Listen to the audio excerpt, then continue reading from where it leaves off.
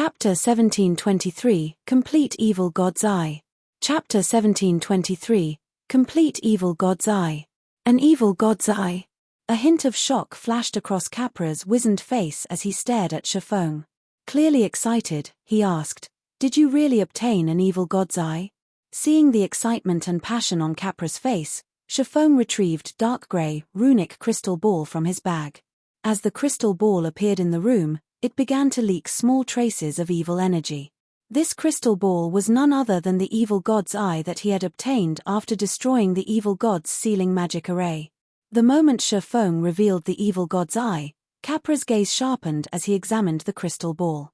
If Chiffon hadn't known that good-aligned NPCs wouldn't steal from players, he wouldn't have doubted that Capra would have snatched the evil God's eye from him without hesitation. "It's actually real." Capra became even more excited after a detailed inspection of the item. He then shifted his gaze back to Chiffon and said, "Although this evil God's eye has been damaged, it is still very valuable. It's also the material I've been searching for. If you are willing to sell this evil God's eye to me, I will offer you this elemental crown and 5,000 merit points." Capra grinned as he retrieved a crown studded with 7 resplendent gemstones. Chiffon could feel the mana around him grow restless the moment the crown appeared in the room. A fragmented legendary item? Chiffon could not help but gasp when he saw the elemental crown. He had never thought that Capra would be so generous. If he obtained the elemental crown now, he could instantly transform one of Zero Wing's members into a peak expert. Moreover, Capra had also offered an additional 5,000 merit points. That was nearly the price of an epic item. Of course, you can choose to repair the evil God's eye. However, doing so will be incredibly expensive. In addition to 15,000 merit points, you'll need 100 mana stones and 3 units of 7 luminaries crystal. Chiffon was inwardly astonished. He hadn't expected the repair costs for this item to be so exorbitant. Generally, players could only obtain mana stones from raiding team dungeons, but even 100-man Hell Mode team dungeons had very low drop rates. As for the 7 luminaries crystals, it was likely that not a single guild had even 1 unit at this stage of the game. "You can take your time to consider your options. There is no need to make a decision now," Capra said, chuckling. "Lord Capra, I've already decided. I want to repair the evil God's eye," Chiffon said, determined. His desire for fragmented legendary items was intense right now, especially for fragmented legendary items that were suited for magical classes. If he gave the elemental crown to one of Zero Wing's magical class experts, that expert's firepower would rise to a whole new level. However, the evil God's eye would help the guild as a whole far more than the elemental crown. Although miniature worlds only produced a small number of resources, the power ore they produced was incomparably valuable. Normally, the power ore could only be acquired from unstable otherworlds. Moreover, the miniature world was far rarer and more valuable than a fragmented legendary item. Many first-rate guilds in the past had even been willing to trade over a dozen fragmented legendary items for a single miniature world. Hence, the wisest decision for Chiffon was to repair the evil God's eye. How unfortunate. Capra sighed before regaining his usual calm. He then looked at Chiffon and said, "Hand over the materials, then. If you don't have them ready, you can go collect them. You can find me again once you have the required materials." Chiffon nodded in response. He then left the War God's Temple and rushed to the candlelight trading firm. Others might struggle to gather 100 mana stones and 3 units of 7 luminaries crystal, but the task wasn't difficult for Chiffon in the least. With the Philosopher's Stone, he could synthesize the 2 items from magic crystals and 7 luminaries shards. Following which, Chiffon transformed 5,000 magic crystals and 100 plus 7 luminaries shards, which had been left over from the 4 Towers of Elements construction, into 100 mana stones and 2 7 luminaries crystals. He then hurried back to meet with Capra. When Capra saw that Chiffon had the required materials, he gave the swordsman a serious look before asking, "Do you really wish to repair the evil God's eye?" System: repairing the evil God's eye will cost 15,000 merit points. As you have 3,700 War God's Temple reputation points, you can pay 20% of the merit points with coins. Do you wish to pay with coins? System: Based on the system's analysis of the current market, each merit point is worth 2 gold, 10 silver. Do you wish to proceed? Yes. Shifeng answered without hesitation. He currently had over 12,000 merit points. If he paid 3,000 merit points with coins, he would have just enough merit points to repair the evil god's eye. Instantly, 6,300 gold vanished from Shifeng's bag. After Capra received the materials, he began to chant an incantation and write line after line of divine runes. The ambient mana and Capra's runes then gradually flowed into the evil god's eye, which hovered before the vice-temple lord. As this process continued, Shifeng could see the runes on the surface of the evil god's eye sharpen. The density of the evil energy the dark grey crystal ball radiated also increased. When every mana stone and 7 luminaries crystal had merged with the evil god's eye, the runes on the orb released a dazzling, grey glow. As he watched the dark grey crystal ball, Shifeng could feel a dangerously malicious intent radiating from it. At this point, the evil god's eye stopped leaking evil energy. Now, it merely looked like a crystal decorated with mysterious runes. Alright, I've repaired the evil god's eye. Hopefully, you can utilize it properly. Make sure that you don't let those from the evil god's temple find out that you have it. Otherwise, they'll use everything in their power to destroy you, Capra warned as he reluctantly handed the evil god's eye back to Shifeng. When Shifeng received the evil god's eye, he felt an immense weight in his hands. Rather than an ordinary crystal, he felt as if he had just received a miniature mountain. If he weren't a Tier 2 player with over 1,500 points in his strength, he might not even be able to carry the fist-sized crystal ball. It's so heavy. So, this is the intact evil god's eye? As he held the evil god's eye, Shifeng inspected the item's attribute panel. Evil god's eye, fragmented legendary rank item. This item had been created by the evil god for the specific purpose of opening a path through the world's barrier. The evil god's eye contains a sealed miniature world, and can be used as a conduit to transfer the miniature world's power to the outside world. The evil god's eye also grants its holder sovereignty over the miniature world within. Additional skill 1-. World's power can be used as a magic array's power source, improving the magic array's effects by a maximum of 120%. Cooldown 48 hours. Additional skill 2-. Teleportation pathway opens a pathway to the sealed miniature world. The pathway lasts for 10 minutes. Cooldown 96 hours. Amazing. Shifeng was utterly dumbfounded after inspecting the intact evil god's eye. He finally understood why the various superpowers in the past had valued miniature worlds to such an extreme. As Shifeng quietly admired the evil god's eye, Aqua Rose contacted him. Guild leader, Melancholic Smile has gathered the materials you require. I have also gathered the architects you've requested in Zero Wing City, Aqua Rose reported. Alright, I'll head over right away. Shifeng could not help but smile when he heard Aqua Rose's words. With this, Zero Wing would soon have a second stone forest town. Only this time, it was in a neutral map. Chapter 1724 Power of the Sacred Sword. Chapter 1724 Power of the Sacred Sword. Chapter 1724 Power of the Sacred Sword. After Shifeng disconnected the call, he left the War God's Temple and used a guild transfer scroll to teleport to Zero Wing City. He then used the 4 Towers of Elements teleportation function to travel to the Orc Empire, making his way towards the primordial divine ruin. There are still evil demons here. Currently, Shifeng wore his black cloak, keeping his identity hidden. As he approached the wilderness near the primordial divine ruin, he frowned at what he saw. He spotted level 70+ evil demons and evil beasts wandering on the grassy plain before him.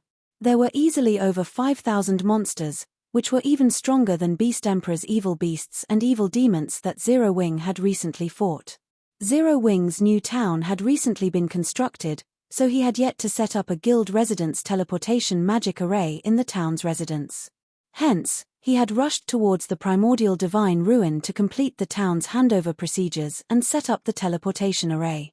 Fellow friend, I take it that you haven't visited the Orc Empire recently, a level 49 male ranger in dark blue leather armor, who had been passing by, approached Shifeng and asked when he noticed the swordsman's frown. The youth then smiled and continued, Zero Wing fought a massive battle against Beast Emperor's evil beast and evil demon armies just some time ago. Although Beast Emperor was defeated and eventually forced to retreat, he didn't give up on his mission to keep Zero Wing from visiting the ruin. On the contrary, he sent a massive group of stronger evil beasts and evil demons from ancient Rock City to surround the primordial divine ruin. Now, the only way to get to the ruin is to go through the checkpoint ahead. Checkpoint?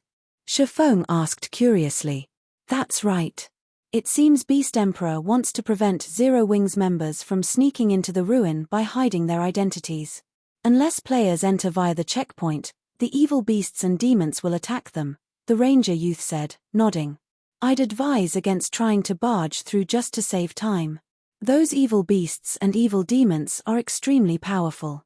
Some players, who had been displeased with the new setup, tried to head to the ruin without passing through the checkpoint. In the end, the 100-man team was quickly destroyed. To be honest, there's no need to be in such a hurry anyway. Look, the checkpoint's queue is moving relatively quickly. After all, it's just there to determine whether or not players are from Zero Wing. It took us quite a bit of time and effort to get this far. A few more minutes won't really make a huge difference. They're checking for Zero Wing members, Shifeng muttered as he looked towards where the ranger youth had pointed. That's right. I don't know what Zero Wing did, but it seems that the guild really infuriated Beast Emperor. He's already announced that he intends to fight Zero Wing to the bitter end, the ranger youth said, nodding. So, he made this checkpoint for that purpose. Not only has Beast Emperor stationed his subordinates at the checkpoint, but there are also plenty of powerful evil demons there. I see, Shifeng muttered. He then walked straight towards Beast Emperor's checkpoint. At the end of the day, evil demons were monsters. As long as players wore a black cloak, evil demons couldn't determine their identities. However, players could. As long as Beast Emperor's subordinates forced passing players to remove their black cloaks, they could determine the players' identities. Although Zero Wing's members could avoid discovery by hiding their guild emblems, doing so would seem like the guild's players were afraid of Beast Emperor. Fellow friend, where are you going? That's not where the end of the line starts, the ranger youth called out as he watched Shifeng walk straight towards the checkpoint. If you don't follow the rules and try to skip the queue, they'll definitely kill you. It's fine. I'm the Zero Wing member they're looking for, Shifeng casually replied as he waved a hand. As Shifeng finished his statement, he accelerated and vanished. The Zero Wing member? Shifeng's reply dumbfounded both the ranger youth and his companions. What was going on? One of Zero Wing's members actually dared to rush towards Beast Emperor's checkpoint. Moreover, that member approached the checkpoint by himself. Didn't the swordsman realize that hundreds of evil demons guarded the checkpoint? Beast Emperor had even stationed a mythic-ranked evil demon there. Such a force would even annihilate a 100-man expert team in the blink of an eye. When the ranger youth and his companions finally recovered from their daze, they chased after Shifeng to stop his insane actions. They were all independent players, and in a fight between Beast Emperor and Zero Wing, they were strong supporters of the guild. Not only was Beast Emperor's attitude overbearing, but he was also an evil god's temple member who saw players as potential sacrifices. On the surface, they lacked the courage to condemn Beast Emperor's actions, but inwardly, they hated him to the bone. However, the ranger youth and his companions were simply too slow to catch up to Shifeng. After a few seconds of running, Shifeng had already reached the checkpoint and had been discovered by Beast Emperor's subordinates. Who are you? Don't you realize that this is a checkpoint? Everyone must queue up and remove their black cloaks to pass through, a level 50 shield warrior in silvery grey armor shouted at Shifeng. Although Zero Wing had defeated Beast Emperor's army once before, the Orc Empire was still the evil god's temple's territory. As Beast Emperor's subordinates, even Super Guild's members had to treat them with respect. Even a peak expert would have to lower their head in the Orc Empire. Me? Smiling leisurely, Shifeng responded, I'm one of the people you are looking for. Saying so, Shifeng took a step forward. With his extraordinary attributes, the swordsman arrived before the level 50 shield warrior in an instant. He then unsheathed Killing Ray and swung it. Hooah! A blue flash bloomed before the shield warrior. The level 50 shield warrior immediately collapsed to the ground, lifeless. Even after dying, he hadn't reacted to what had just happened. When the shield warrior's corpse hit the ground, a level 45 fine gold ranked armor piece dropped beside him. He died. Who is that? He's so powerful. Has that swordsman lost his mind? I think I heard that guy mention that he's a member of Zero Wing. The thousands of players in the queue were dumbfounded by what had just happened. They couldn't believe their eyes.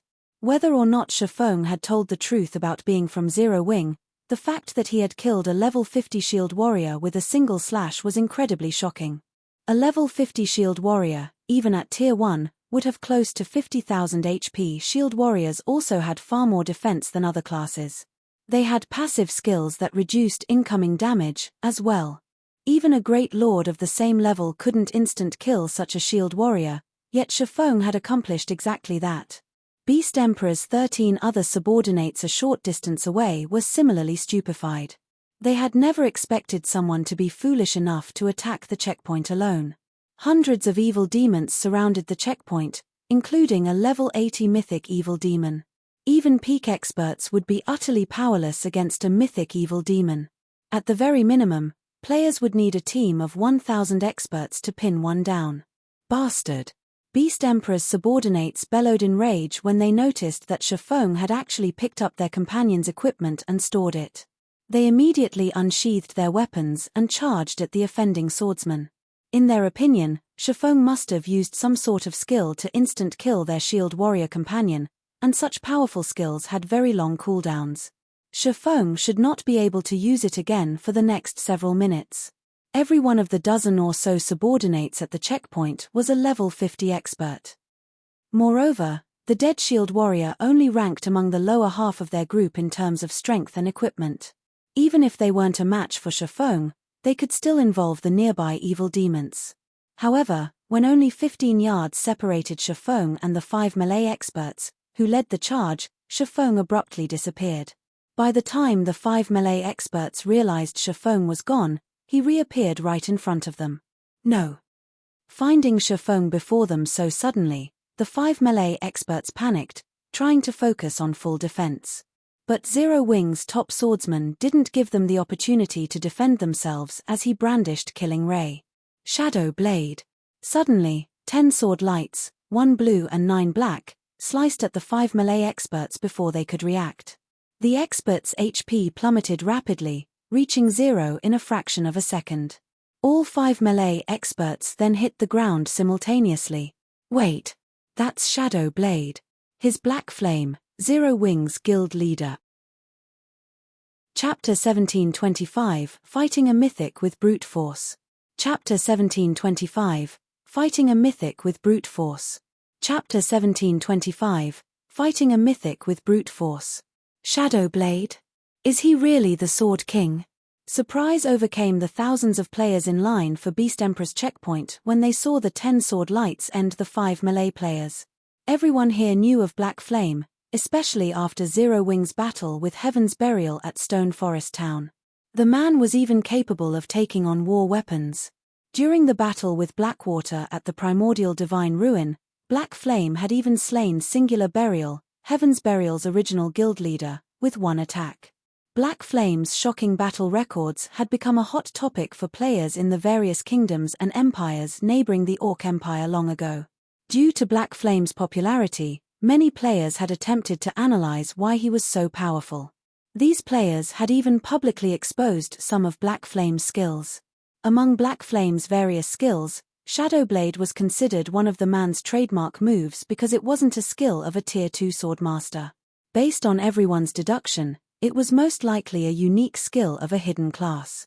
Shifeng's summoning of 9 additional attacks with a single swing of his sword was likely a result of his Shadowblade skill. Including the fact that Shifeng had declared himself as a member of Zero Wing, there was a very high possibility that Shifeng was Black Flame. As they realized this, everyone watching got goosebumps. Black Flame had defeated Beast Emperor's army once before, and his control of summoned creatures had been astounding. He was definitely one of God's domain's mythical characters. They never expected to have a chance to meet or interact with this swordsman. Now, not only did they get to see Black Flame in person, but they also got to watch him attack Beast Emperor's checkpoint. They were going to watch a historic moment happen right before their very eyes. Why wouldn't they be excited? Black Flame. What? Why are we so unlucky? Beast Emperor's subordinates, who had planned to charge at Shifeng, slid to a stop as they stared at their adversary. All of their prior confidence and rage disappeared. Now, only fear flashed in their eyes. Although they were expert players and wore excellent equipment, they did not think, even for a second, that they could contend with Shifeng. Moreover, they had all watched this man's battle videos. He could even slay Tier 2 experts as easily as slicing vegetables, let alone Tier 1 players like themselves. They could only hope to buy as much time as possible for the evil demons to arrive and deal with Shifeng. There were hundreds of evil demons nearby, the weakest of which was a level 70 lord, while the strongest was a level 80 mythic ranked evil demon. Even if Shifeng were more powerful, there was no way he could solo a level 80 mythic evil demon. Not gonna attack. Shifeng smiled as he swept a glance across Beast Emperor's remaining 8 subordinates. Then, I guess it's my turn. Saying so, Shifeng vanished, only leaving behind an afterimage. In the blink of an eye, Shifeng reappeared roughly 10 yards away from a level 50 summoner. Before this summoner could cast a spell, a blue flash devoured him. Chop! The summoner's HP, which had been over 34,000, hit 0 instantly. The summoner's vision then darkened as his body collapsed, a pair of level 45 dark gold ranked gloves dropping beside his corpse. After Shifeng unhurriedly pocketed the pair of gloves, he made his way to the level 50 ranger nearby. Although the level 50 ranger had reacted by activating his backward leap skill, Shifeng had swung Killing Ray before the skill could take effect. Thundering Flash. One of the 4 streaks of lightning that emerged from the sacred sword devoured the ranger, who turned into a pile of ash and left behind a pair of pants. The other 3 streaks of lightning assaulted 3 other subordinates. Aside from the one elementalist that activated his life-saving skill in time, the lightning tore the life from the cleric and oracle, robbing them of all of their HPs. As if space itself had frozen, silence dominated Shifeng's surroundings. Crap. Is he even a human? Aren't Thundering Flash's 4 strikes supposed to move in the same direction? Is this a joke? Thundering Flash can actually be used like this. As the thousands of players at the checkpoint watched the fight, their jaws hit the ground as Shifeng slew 3 of Beast Emperor's subordinates, who had been fairly spread out, with Thundering Flash. Although Thundering Flash was a rare skill, some players had managed to learn it. It was undoubtedly one of the strongest AoE skills for swordsmen during the early stages of the game, so quite a few players were familiar with the skill's details. Yet, Shifeng had just defied the skill's limitations, using it as 4 separate skills instead of 1. Moreover, all of his attacks had accurately struck his targets. This was simply unbelievable.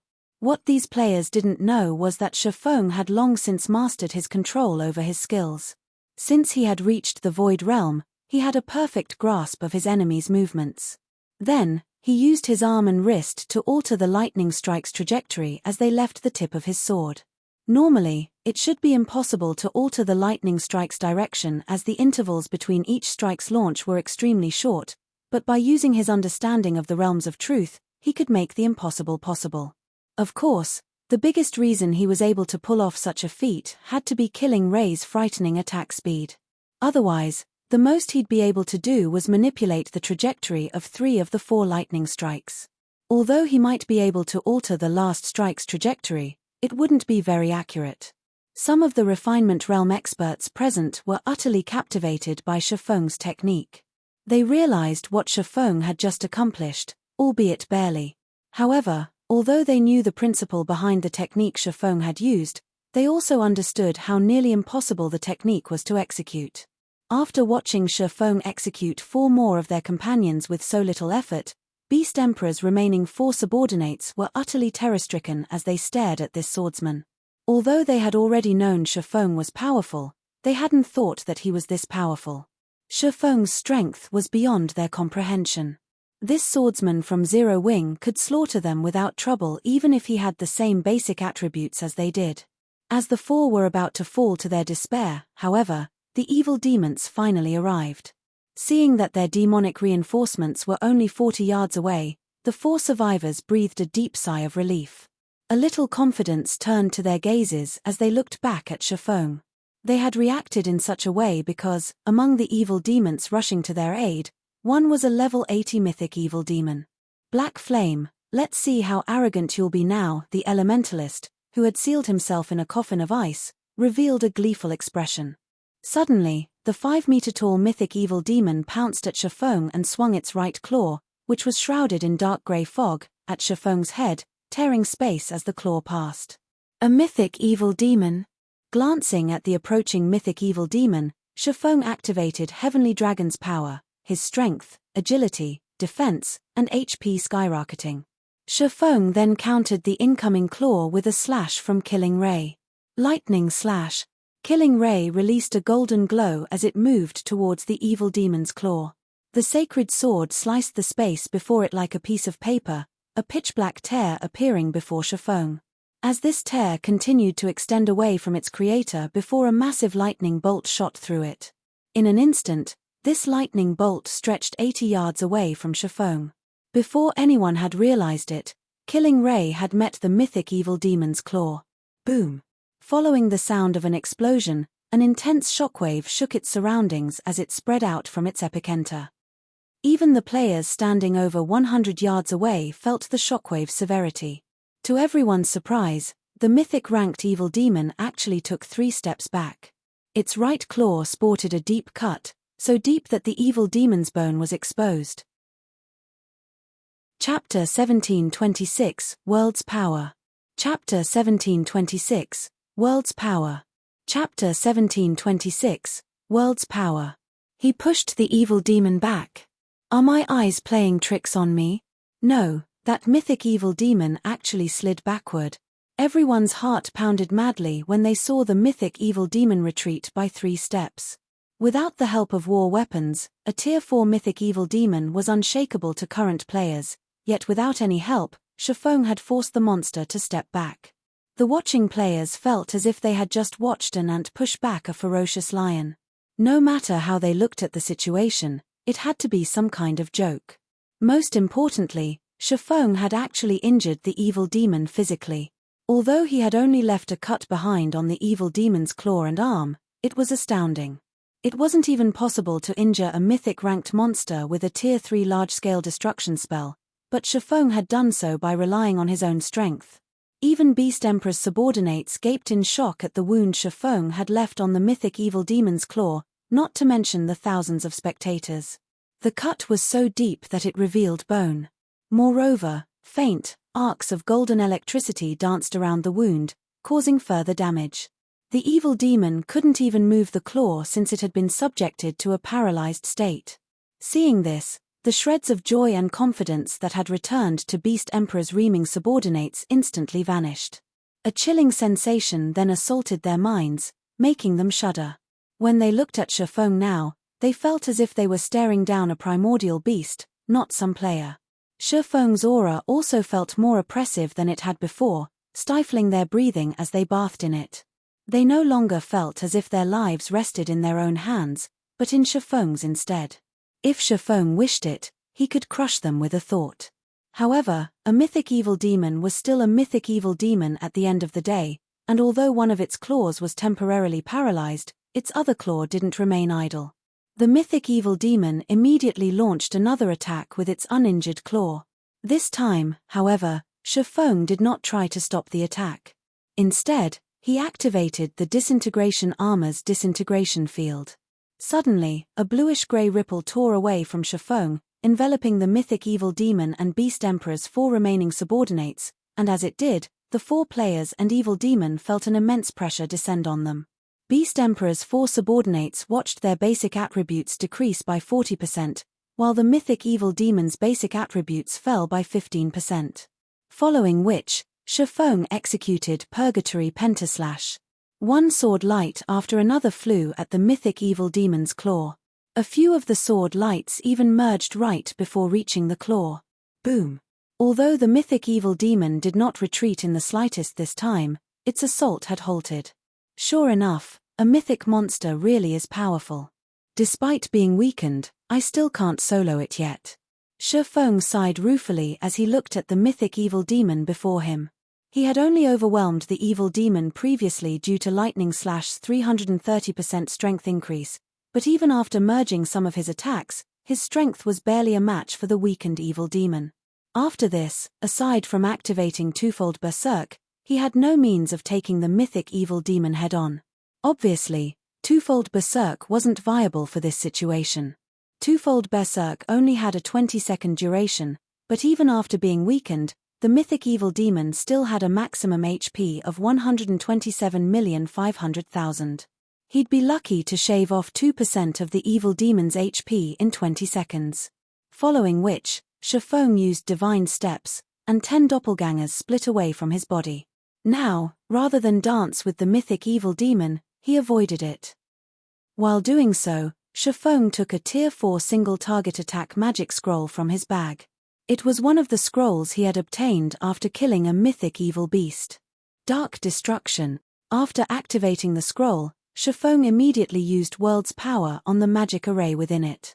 Suddenly, pitch-black magic arrays started to manifest, and in an instant, 33 arrays had the evil demon completely surrounded. Before the mythic evil demon could flee, the arrays began to fire darkness spears, piercing the evil demon's body. The 33 magic arrays quickly transformed the mythic evil demon into a porcupine. The mythic ranked evil demon's agonized screams were all anyone could hear. After another 2 seconds, every darkness spear in the evil demon's body exploded, instantly stealing over 8 million of the evil demon's HP. After the massive explosion, the mythic evil demon was in an incomparably miserable state.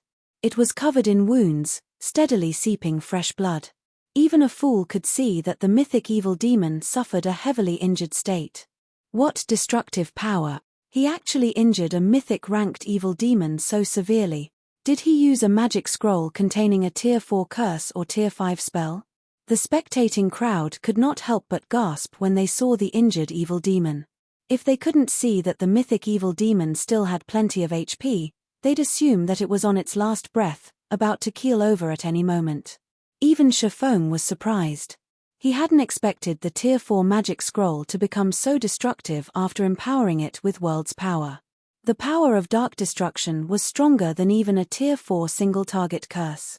Seeing that the mythic evil demon was heavily injured, Shifeng immediately removed Disintegration Field and summoned his personal guards, Anna and Kite. At this point, Anna had reached level 81, whereas Kite was level 79. The two NPCs' leveling speed was simply staggering. Once the mythic evil demon had become heavily injured, its basic attributes had fallen by 35%. Now, in terms of overall combat power, it was only slightly stronger than a level 80 Grand Lord. Meanwhile, after being summoned, Anna proceeded to summon her Golden Giant and 10 Rock Guardians. She then had the Rock Guardians form a magic array to suppress the mythic evil demon further. With this, the mythic evil demon only had 50% of its original basic attributes remaining. Now, even the Golden Giant could put up a fight against the mythic ranked evil demon, not to mention Shifeng. With the Golden Giant serving as his MT, Shifeng focused on dealing damage. Phantom Kill, Flame Burst. Damages in the hundreds of thousands appeared, one after another, above the mythic evil demon's head. To the mythic evil demon, who only had a maximum HP of 75 million after being weakened, this was a considerable amount. Furthermore, Kite and Anna's damage kept up with Shifeng's. Although Lord and Great Lord ranked evil demons tried to intervene, the Rock Guardian's magic array kept them out of the fight. They could not hinder Shifeng and his minions in the slightest. Meanwhile, Beast Emperor's 4 remaining subordinates could only watch as their supposed savior rapidly lost HP. 80%, 60%, 20%. When the mythic evil demon's HP fell to 20% and was about to enter a berserk state, Anna reacted by casting Chains of Light. Not only did the spell negate the evil demon's berserk state, but it also weakened the monster even further. Without the boost from its berserk state, the mythic evil demon couldn't free itself from this one-sided beating, and its HP continued to fall. 20%, 10%. 5%. When the mythic evil demon only had 1% of its HP remaining, Shifeng activated Divine Providence. He then activated Instant Strike and appeared before the evil demon. Swords orbit.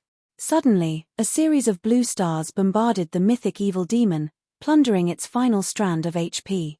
As the mythic ranked evil demon died, a golden flash enveloped Shifeng. He had finally risen from level 65 to level 66. At the same time, 3 crimson balls of light emerged from the evil demon's corpse and hit the ground. When the watching crowd outside of the magic array saw the mythic evil demon's motionless corpse, their minds went blank. Chapter 1727, Blockade Destroyed. Chapter 1727, Blockade Destroyed. Chapter 1727, Blockade Destroyed. After seeing the mythic evil demon fall, Beast Emperor's 4 remaining subordinates were overwhelmed by their fear and despair. Although they had expected this outcome after watching Shifeng and his personal guards suppress the mythic evil demon, they couldn't help but shudder after watching the monster actually collapse at the swordsman's feet. To God's domain's current major powers, Tier 4 monsters were still insurmountable. Even super guilds had to expend a lot of time and effort to prepare and ensure that they killed one. Yet, Shifeng had accomplished this feat by relying on his own power and his 2 personal guards. Normally, if someone told them about such a situation, they'd laugh, assuming that the player was joking, but after such an impossible feat had occurred before their very eyes, they had no choice but to believe it. Regret filled their hearts. Had they known that something like this would happen, they would never have volunteered to work at the checkpoint. They had assumed that inspecting players that entered the primordial divine ruin would be a relaxing, glorious task. After all, even players from the various superpowers would have to lower their heads before them. How often did anyone get to brag about that? Now, however, the only thing awaiting them was death. Before the 4 could even turn and flee, Kite had appeared and finished each of them with a single hit. In the meantime, Shifeng had arrived beside the mythic evil demon's corpse and collected the 3 items it had dropped. He then commanded Anna and Kite to kill the other evil demons outside of the magic array. Without the threat of the mythic evil demon, the level 70+ evil demons were easy pickings for the 2 personal guards. The fight with the remaining monsters had been so easy that Shifeng hadn't even needed to use another berserk skill after Heavenly Dragon's power had ended. He only needed to support his personal guards from the side. Whenever his personal guards' HPs fell below a certain point, Shifeng had simply activated the 7 Luminaries' Rings life domain to recover their HP to full. For a time, Shifeng, Anna, and Kite slaughtered the hundreds of evil demons around them, further dumbfounding the spectating crowd. That was several hundred level 70+ evil demons they were talking about. Moreover, the weakest among them was a lord. Even an army of 10,000 elite players would have trouble against such a force, yet Anna and Kite ended these evil demons as if they were farming common monsters. So strong. Black Flame's personal guards are awesome. They should both be Feingold rank. I've seen Feingold personal guards before, so I am certain that Feingold personal guards are definitely not that powerful. I'm willing to bet that the female summoner is Dark Gold rank. I doubt even super guilds have Dark Gold personal guards. It would be great if I had a personal guard like that. I'd have such an easier time grinding and raiding bosses. Keep dreaming. Do you know how much secret silver personal guards are selling for? Nobody will even sell them for 2 or 3 epic items. If there's a Feingold or Dark Gold personal guard on the market, even super guilds will do everything they can to get their hands on them. Once the crowd of players snapped out of their daze, they turned to look at Anna and Kite, who stood beside Shifeng, with passionate gazes. They all felt a vicious jealousy tear at their hearts. The combat power Shifeng had displayed was indeed frightening. Even without a berserk skill, the man could go toe-to-toe with a great lord-ranked evil demon. Even experts like them dreamed of wielding that kind of power. However, compared to Shifeng's strength, Anna and Kite's combat power was monstrous. This was especially true for Anna. Many of the players present were experts, and quite a few of these experts usually commanded their guild's dungeon raids. Hence, they recognized the factors that contributed to Shifeng's victory over the mythic evil demon. The first factor was the Tier 4 magic scroll Shifeng had used to injure the mythic evil demon and significantly lower its combat power. Anna was the second factor. The Tier 3 golden giant Anna had summoned had played a vital role in tanking the mythic evil demon. Meanwhile, her summoned rock guardians had formed a magic array that had suppressed the mythic ranked evil demon further. Without these two factors, Shifeng wouldn't have been able to defeat the mythic evil demon. After watching this battle, the spectating crowd realized how important personal guards truly were. Even if a player were weak, they could rise to prominence in God's domain as long as they had sufficiently strong personal guards. When the various adventurer team's members, in particular, saw Anna and Kite, they felt as if doors to an entirely new world had opened before them. Personal guards, huh? Send the battle video to the commander immediately. With this, our Blazing Owl adventurer team will have a chance of becoming a top adventurer team in the future. The players from the various adventurer teams burst into action. Some players, who commanded their own adventurer teams, immediately ordered their members to do everything they could to find high-quality personal guards. Unlike large guilds, adventurer teams generally had very few members. As a result, these teams struggled when organizing dungeon raids. Large-sized adventurer teams, with over 1,000 members, might not face as much difficulty in this regard, but mid-sized adventurer teams like theirs, which only had several hundred members, even had trouble organizing raids for 50-man team dungeons. However, if they employed a capable personal guard, even a mysterious iron personal guard, it could help make up for the team's lack of manpower when raiding team dungeons. If they had a secret silver personal guard, they could even raid 100-man team dungeons. Then, they'd be able to obtain far better weapons and equipment for their adventurer team's members. These players now realized that personal guards played a crucial role in determining a mid-sized adventurer team's success. For a time, the various adventurer teams started a campaign to find powerful personal guards after watching Shifeng's battle. As a result, personal guards' prices skyrocketed. Meanwhile, inside the Evil God's Branch Temple in ancient Rock City, Beast Emperor wore a gloomy expression as he stared at the magic water ball before him. How is this possible? As he read the report one of his subordinates had sent, he couldn't bring himself to believe its contents. He had dispatched over a dozen subordinates and hundreds of evil demons to operate his checkpoint, yet Shifeng had killed everyone there.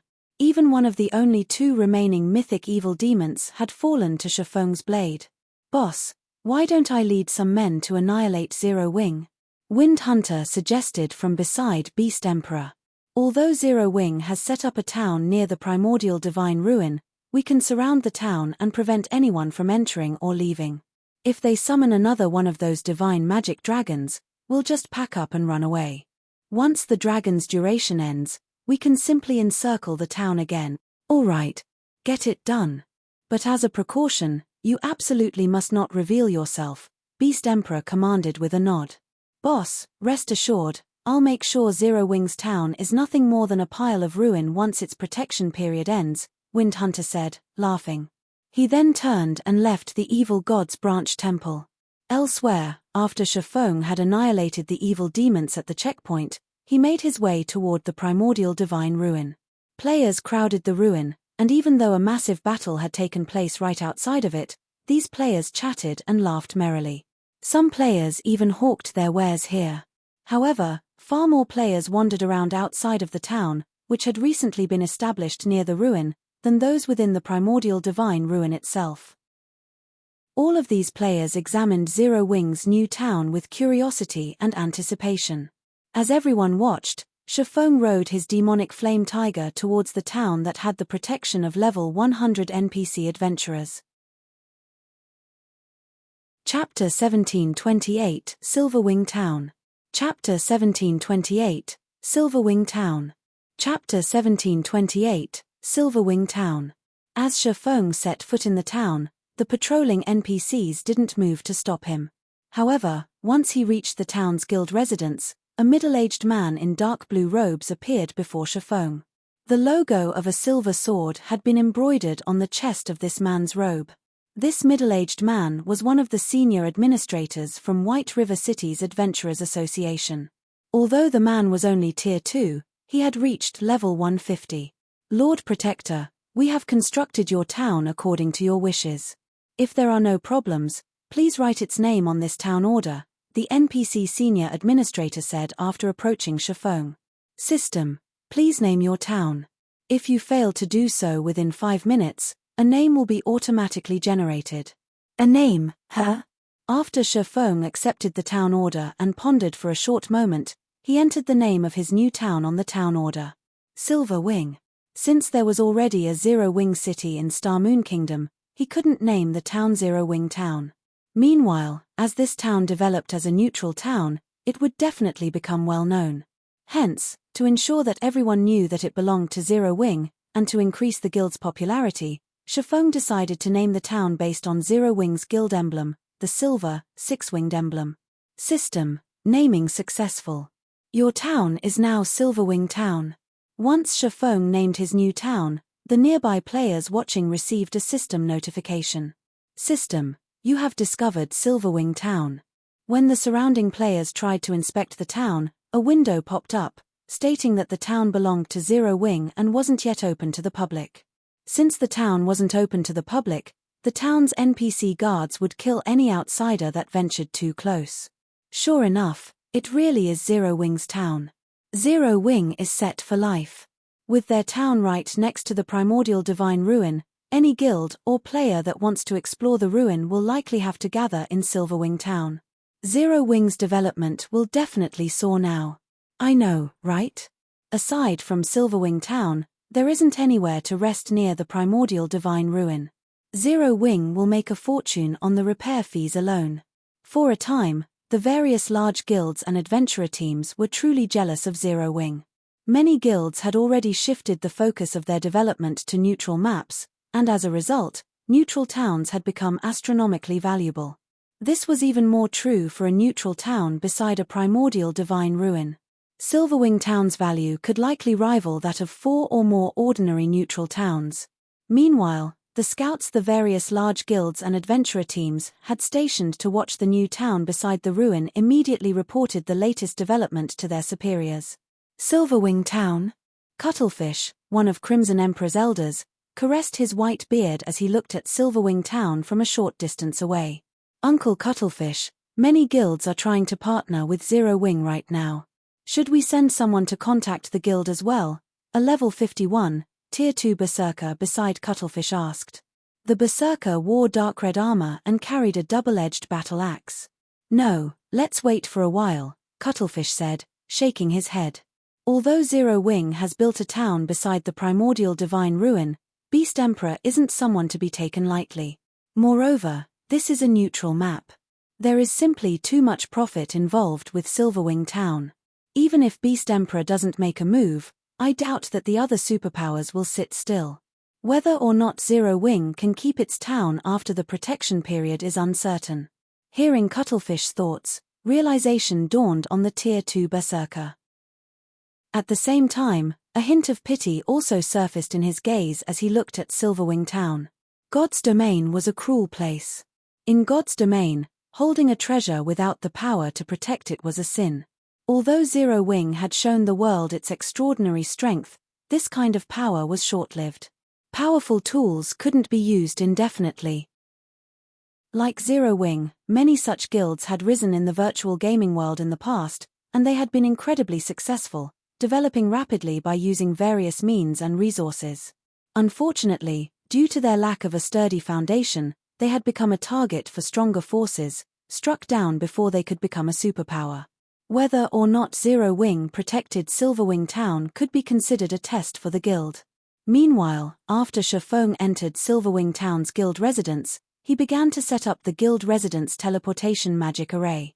Once he finished and made teleportation to Silverwing Town via guild transfer scrolls possible, he instructed Aqua Rose to bring all of the architects he had requested and a large number of elite members to the town.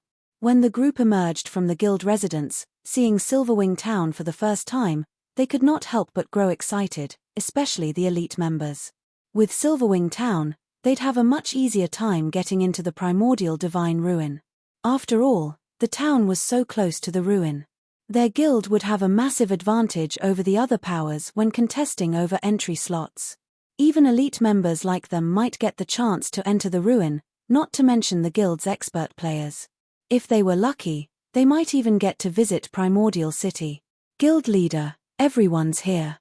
We can begin constructing the hotels and smithies right away, Aqua Rose excitedly reported as she walked up to Chiffon.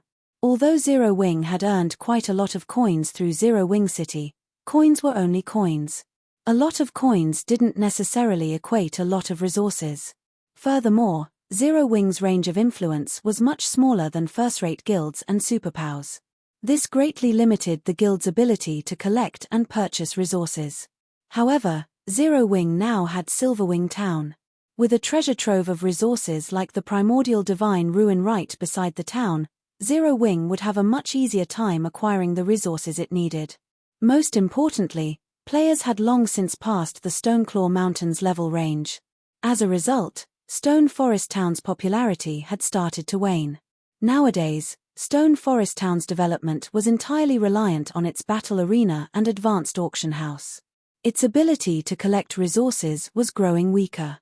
The rise of Silverwing Town just so happens to make up for this flaw. Good. Chiffon nodded approvingly. Following which, Chiffon arranged the basic and intermediate architects to start constructing the town's hotels and smithies. As for the advanced architects, he had them stay behind. As the advanced architects wondered what special task Chiffon had in store for them, Chiffon revealed the magic tower design he had obtained from the lost town in the Boneless Land. Seeing the design, the eyes of the advanced architects glowed with excitement and surprise. Even Aqua Rose was dazed when she saw the design. She was very familiar with the magic tower's power. It was thanks to the magic tower that Stone Forest Town had developed to its current state. However, the magic tower design was a consumable, and each design only allowed players to build 5 magic towers. Unfortunately, Zero Wing had expended all 5 of its last design's uses. Although they had done their best to find another magic tower design, their search hadn't borne fruit thus far. Even the various super guilds struggled to find one for themselves, yet Chiffon had just revealed a new magic tower design. Your task this time is to complete the magic tower's foundations. I'll handle the core manufacturing personally, Chiffon said as he glanced at the dozens of advanced architects before him. Guild leader, may I know how many magic towers we'll be building in Silverwing Town? An advanced architect asked curiously. We're building all 5, Chiffon said. The players before Chiffon gasped, and even Aqua Rose stared at her guild leader with wide eyes. These were magic towers they were talking about. Even one magic tower was enough to forge a popular battle arena. They had only constructed 3 magic towers in Stone Forest Town to protect the town from invasion. Spending a full magic tower design on Silverwing Town was simply extravagant. Chapter 1729, Building Up Silverwing Town. Chapter 1729, Building Up Silverwing Town. Chapter 1729, Building Up Silverwing Town. Guild leader, both the battle arenas in Stone Forest Town and Zero Wing City are crowded with players right now. If we split some of these magic towers to our other locations, we'll definitely increase our profit margins from both battle arenas. Silverwing Town is only basic rank right now. It can only accommodate so many players at a time. It wouldn't be wise to build all 5 magic towers here, Aqua Rose advised. Moreover, concentrating all of our resources in a single location won't be good for the guild's development. If we share some with the branch guild in the Black Dragon Empire, developing Snowside will proceed far more smoothly. Zero Wing was the #1 guild in Star Moon Kingdom, but that wasn't the case in the Black Dragon Empire. Not only did the Empire have plenty of large guilds, but it also had more than enough first-rate guilds. The competition between guilds in the Empire was intense. Although large-scale guild wars weren't frequent, small skirmishes involving teams of hundreds occurred almost daily. If Zero Wing wished to increase its influence in the Empire, it would have to get involved in even more skirmishes. Meanwhile, this would no doubt increase the guild's expenditure. After fighting in multiple and consecutive large-scale wars, Zero Wing had exhausted most of its savings. Unlike other kingdoms and empires' various large guilds, Zero Wing no longer had a reserve of funds and resources it could rely on to develop steadily. The situation in the Black Dragon Empire was much more stable than in Star Moon Kingdom. Aside from small skirmishes, the guilds in the Empire didn't really encounter a lot of problems in their development. As a result, guilds there developed much quicker than the guilds in Star Moon Kingdom. The Empire's guild players had much higher equipment level and quality than that of Star Moon Kingdom's guild players. Many of the Empire's guild experts had also begun challenging their Tier 2 promotion quests. In fact, the first-rate guilds there had even started raiding level 50 super-large-scale team dungeons. There's no need for that right now. Silverwing Town takes precedence over everything. When we have enough resources, try to build as many defense turrets in the town as possible, Shifeng said, shaking his head. While Silverwing Town has already been established, it's still uncertain if Zero Wing can actually defend it. Although there were plenty of resources available in the Black Dragon Empire, the Orc Empire's primordial divine ruin was much more important. It might be a different story if the Orc Empire's primordial divine ruin was an ordinary one, but housing a passage to Primordial City increased its value by several times. Stone Forest Town couldn't compare to Silverwing Town's potential value. Previously, Stone Forest Town had only managed to attract so many players because the Stoneclaw Mountains turned into a regional dungeon. After players reached level 50, the Stoneclaw Mountains weren't accessible to them. However, a primordial divine ruin that was connected to Primordial City would never fall behind the times. Even superpowers had gone all out to monopolize primordial divine ruins with a pathway to Primordial City. This was because Primordial City offered quite a bit of help to players as they challenged their promotion quests. Although players received less help from Primordial City as they reached higher tiers, as long as the city was even the slightest bit helpful, it was still extremely valuable. The various superpowers had yet to realize the true value of Primordial City. They merely treated it as a source of combat techniques and some other valuable resources. Hence, they still held a wait-and-see attitude in regard to Silverwing Town. Once they discovered Primordial City's true value, however, they would do everything they could to obtain Silverwing Town.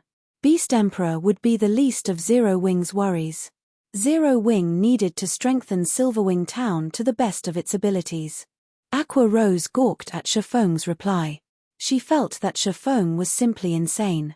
Not only did he want to build 5 magic towers in Silverwing Town, but he even planned on constructing a large number of defense turrets. Was he trying to turn Silverwing Town into a fortress?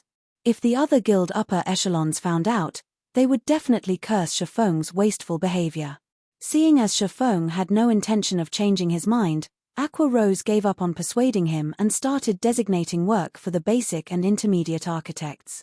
As Silverwing Town had just recently been built, aside from some basic constructions and a few wandering NPCs, the town had practically nothing in it.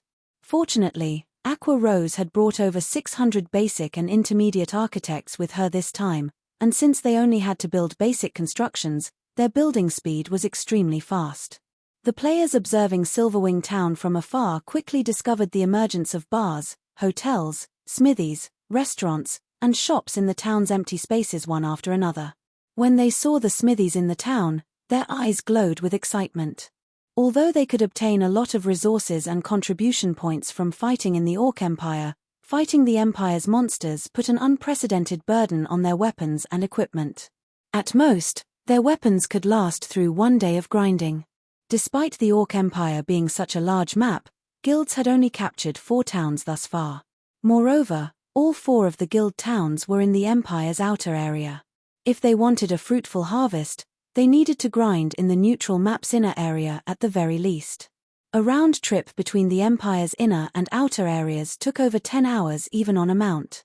During the trip, there was even a risk of encountering a mid-sized or large-sized orc patrol squad. If a team came across such a patrol squad, it would either get annihilated or suffer severe losses.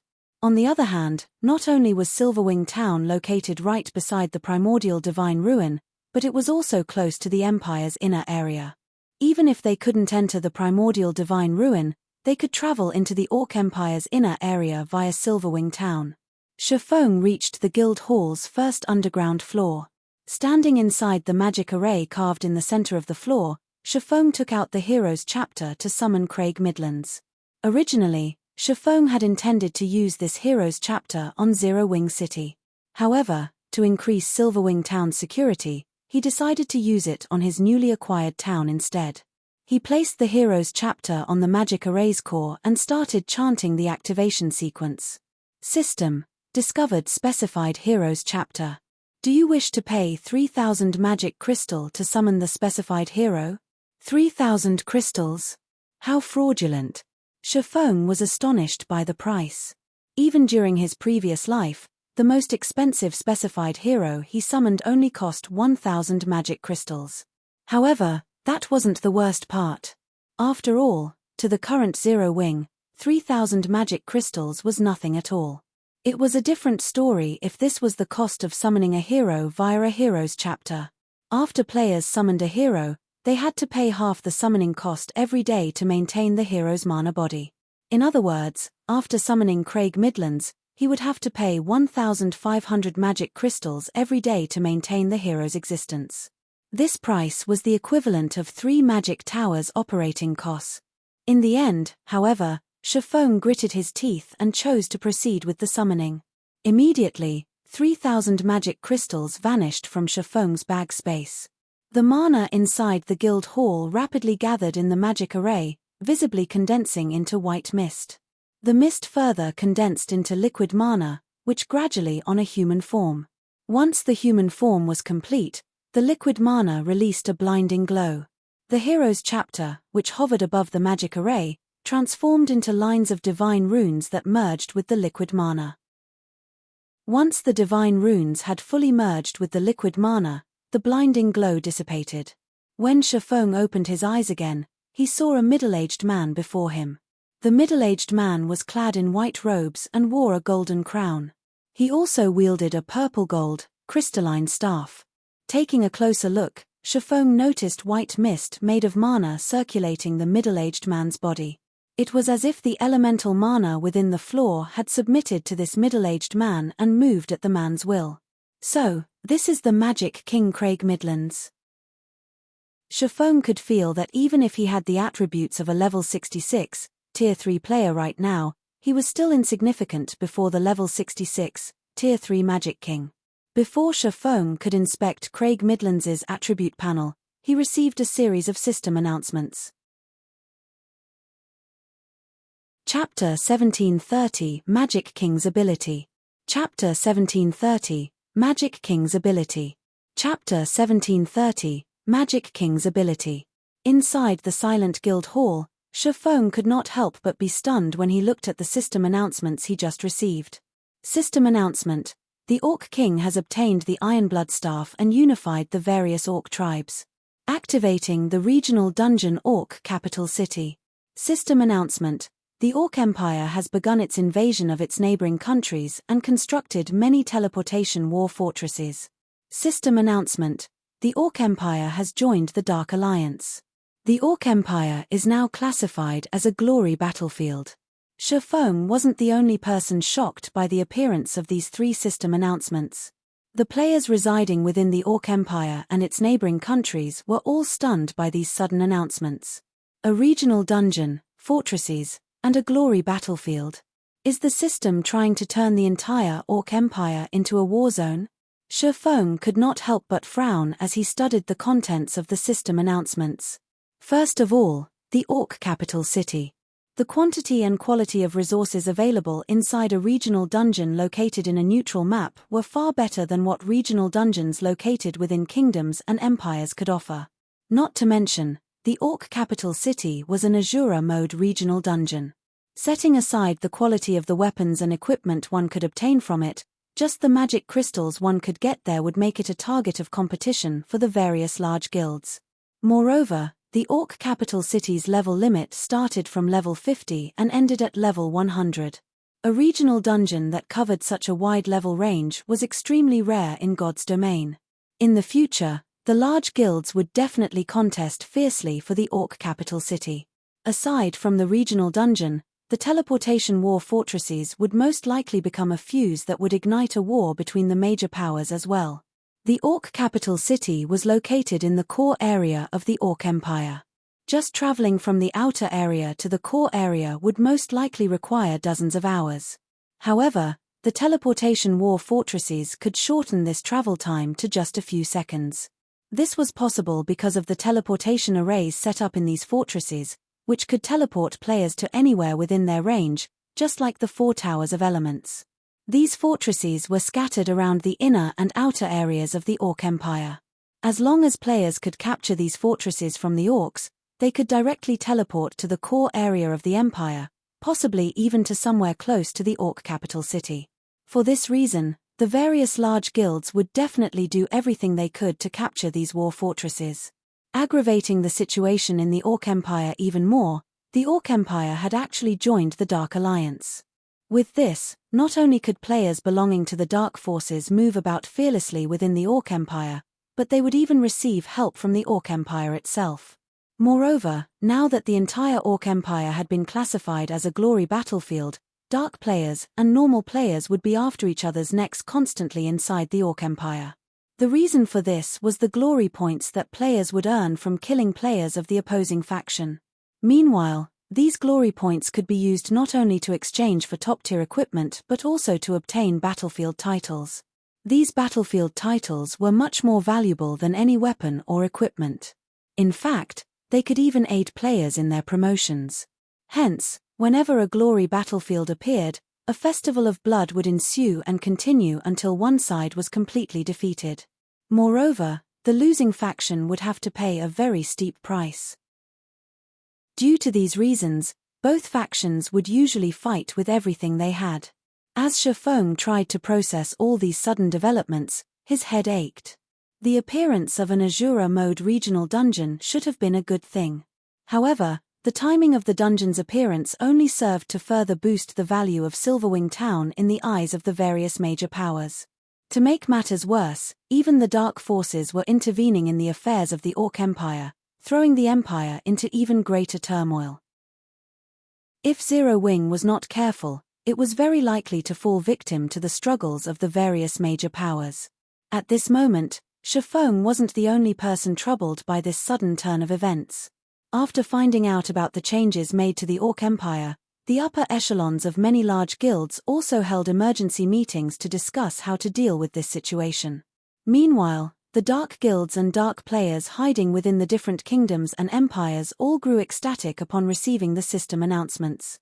Their time had finally come. Although neutral maps were not restricted by any kingdom or empire, they still weren't friendly to the Dark Forces. Dark players would have a much more inconvenient time leveling up in neutral maps than normal players. However, now that the Orc Empire had joined the Dark Alliance, the entire empire became the territory of dark players. They would have a much easier time moving in the Orc Empire than in other NPC kingdoms and empires. In fact, they could even teleport directly into the Orc Empire. Moreover, they also wouldn't have to keep sneaking around and hiding their identities in the Orc Empire, as the Orcs were now their allies. Now, they could not only kill other players in such a favorable environment but also earn glory points in doing so. The Orc Empire was basically heaven to dark players like them right now. Even if some independent dark players were not particularly interested in this matter, the various dark guilds would definitely exploit this situation to the fullest. After all, this was a good chance for dark guilds to develop themselves. Wonderful. This is an excellent opportunity for our guild to establish a town. Ha ha ha. The era of dark players is finally here. For a time, countless dark players swarmed towards the Orc Empire. Ancient Rock City, Evil God's Branch Temple. After finding out about the latest changes of God's domain, Beast Emperor was also beaming with joy. Although the Evil God's Temple had no allies in God's domain, that did not mean he could not take advantage of this sudden development. There was a saying, "The enemy of my enemy is my friend." With the various large guilds and dark players at loggerheads, he could cooperate with the dark players to deal with Zero Wing.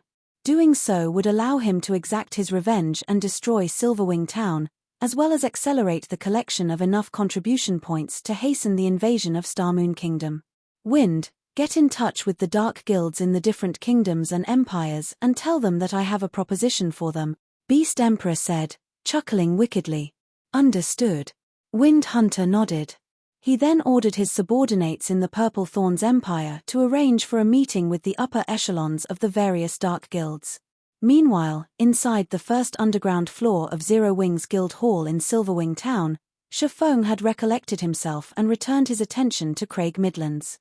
Craig Midlands, hero, great lord, wizard saint. Level 66. HP 36 0000036 000000. Growth potential 96. As one of the 32 pillars, Craig Midlands had completed the God's Trial and gained the recognition of ancient gods for his achievements and strength. He possessed not only immense power but also some abilities that other heroes did not. In the past, the hero Shafong summoned using the specified heroes chapter he obtained had only one ability. Nonetheless, Craig Midlands had two of such special abilities. The first ability was called Hero's Glory, which facilitated the recruitment of powerful NPC soldiers for the town Craig Midlands was residing in. The second ability was called Magic Strengthening, which temporarily strengthened the weapons and equipment used by the NPC guards, improving their combat power significantly. Looking at these two abilities, Shafong finally understood why exactly Craig Midlands was so powerful. It was no wonder the Magic King could easily defend a large city and become an existence that even the various superpowers were helpless against.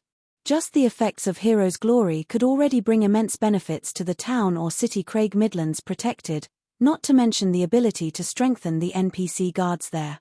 Every guild town and city could recruit only a limited number of NPC soldiers. Hence, raising the quality of NPC soldiers was important. However, doing so was extremely difficult. The Magic King's ability to directly increase the combat power of NPC soldiers was simply absurd. Immediately, Shafong assigned Craig Midlands as Silverwing Town's magistrate. Now, not only did the NPC have authority similar to Shafong's, but the Magic King could also recruit and manage NPC soldiers on his own. Shafong had given Craig the highest possible authority an NPC could have in a guild town. Just as Shafong was about to have Craig start recruiting NPC soldiers, Aqua Rose suddenly sent him a message. The contents of the message were straightforward: the foundations of the 5 magic towers have already been completed. Only the cores are missing now. They're done already. Sure enough, having advanced architects construct the magic towers is much better. Shafong felt a little surprised as he read the message. However, after giving the matter some thought, he found it reasonable. Constructing the foundations of the magic tower was a joke that even basic architects could handle with ease, not to mention advanced architects. With dozens of advanced architects working together, it was only natural that they completed the task so quickly. Following which, Shafong had the Magic King take independent action. As for himself, he left the guild residence and hurried to the magic towers in Silverwing Town. Chapter 1731, Taking Shape. Chapter 1731, Taking Shape. Chapter 1731, Taking Shape. After leaving the guild residence and entering the street outside, Shafong noticed that Silverwing Town looked much more like a proper town than before. Many new buildings decorated the town now. Even the 5-story-tall shop meant for the candlelight trading firm had already been constructed. Now, all that shop needed was a link-up with the other shops owned by Candlelight and products to be put up for sale. Once that was done, Candlelight would be able to start doing business officially in Silverwing Town. Due to Silverwing Town having already reached a certain scale, the number of NPCs wandering about its streets had also increased. Now, the patrolling NPC adventurers and Zero Wings members weren't the only ones filling the streets. Moreover, Shafong even noticed a few mercenary NPCs, wearing tattered armor, walking towards Zero Wings' residence, possibly drawn by the Magic King. Although these NPCs looked destitute, when Shafong used omniscient eyes to inspect them, he discovered that even the weakest among them was a level 70, Tier 2 NPC. Normally, a recently established town would be fortunate to attract Tier 1 NPCs to become soldiers. Majority of the NPCs applying to garrison the town would only be at the elite standard.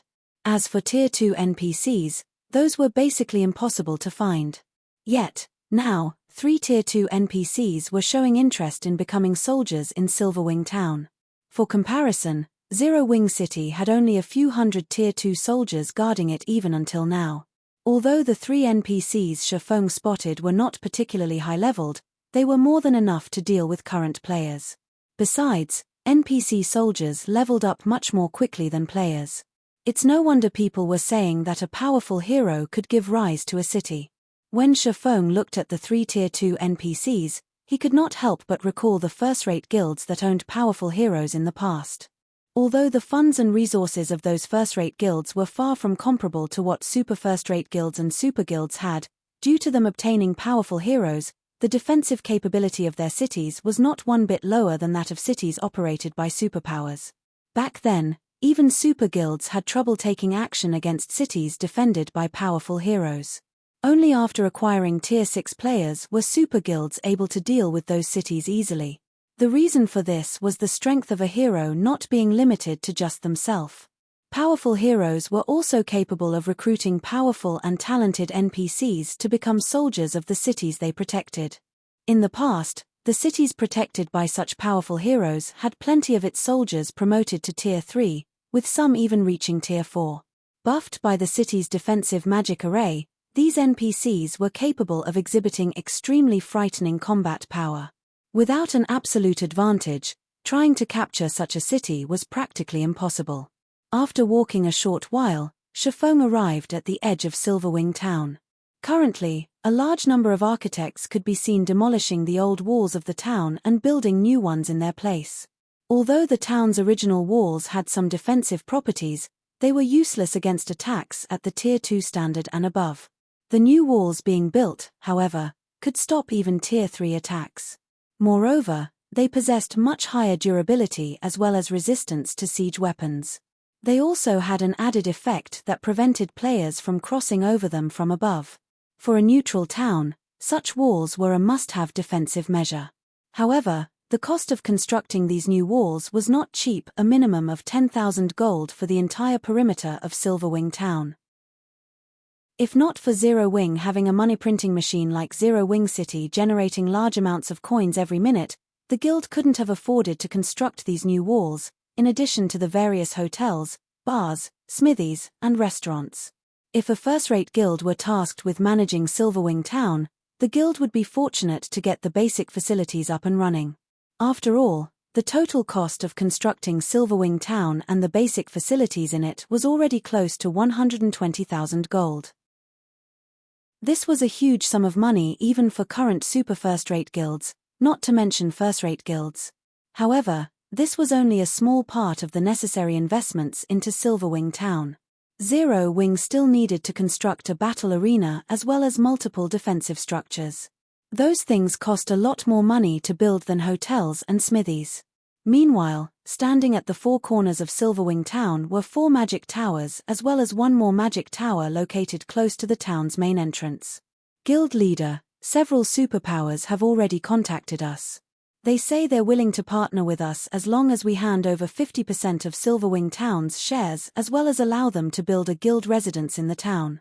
In return, they'll help us fend off Beast Emperor's attacks in addition to investing 200,000 gold for the fortification of Silverwing Town's defenses, Aqua Rose reported when she saw Shifeng approaching her. 50%. Every superpower is asking for this price. Shifeng asked curiously. He was not particularly surprised by the fact that the various superpowers were offering to invest in Silverwing Town. After all, such situations frequently occurred during his previous life.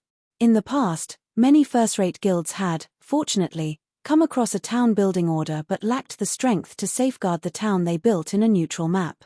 In the end, these first-rate guilds would choose to partner with a superpower. The first reason for partnering with a superpower was to protect the town. The second reason was to free up more funds for the development of their own guilds. They would not have to sink everything they had into their neutral towns. Although there are slight differences in their offers, they have all stated that the 50% shares are a must, Aqua Rose replied, nodding.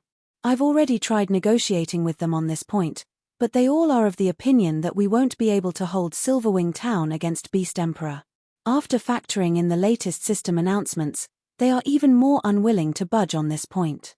We've also just received news that Beast Emperor has managed to add another large batch of evil demons, evil beasts, and independent players to his forces.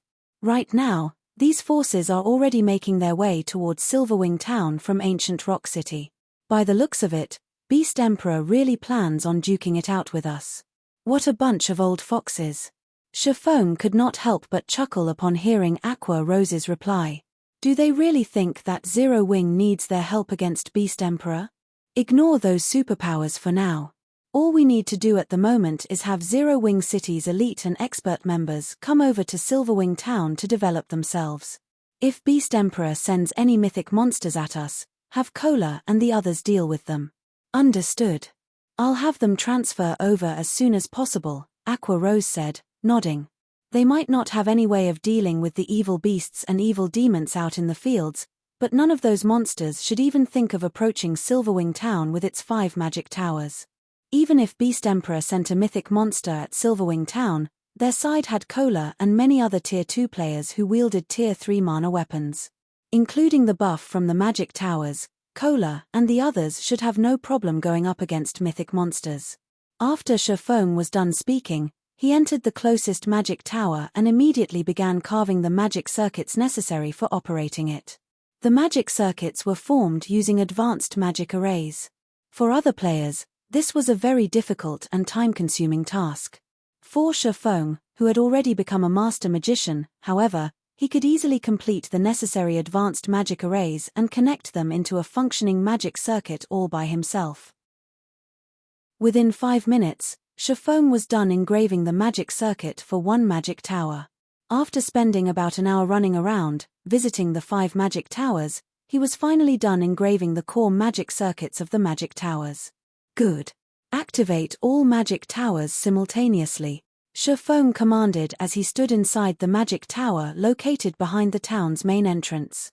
Immediately, Aqua Rose and other members of the guild's upper echelon, who were stationed inside the other 4 magic towers, activated their respective magic towers. Suddenly, the gigantic crystal atop each magic tower released a dark blue glow. A pillar of light then shot up into the air from each crystal. In the next moment, the towering light pillars split apart and formed light blue barriers that enveloped the entire Silverwing Town. The instant the barriers formed by the 5 magic towers came into contact with each other, the barriers immediately took on a darker shade. By the time the barriers of the 5 magic towers fully merged with each other, a dark blue translucent dome had formed around the entire Silverwing Town. The spectacular scene was visible even to players over at the primordial divine ruin. What's going on? What's happening in Silverwing Town?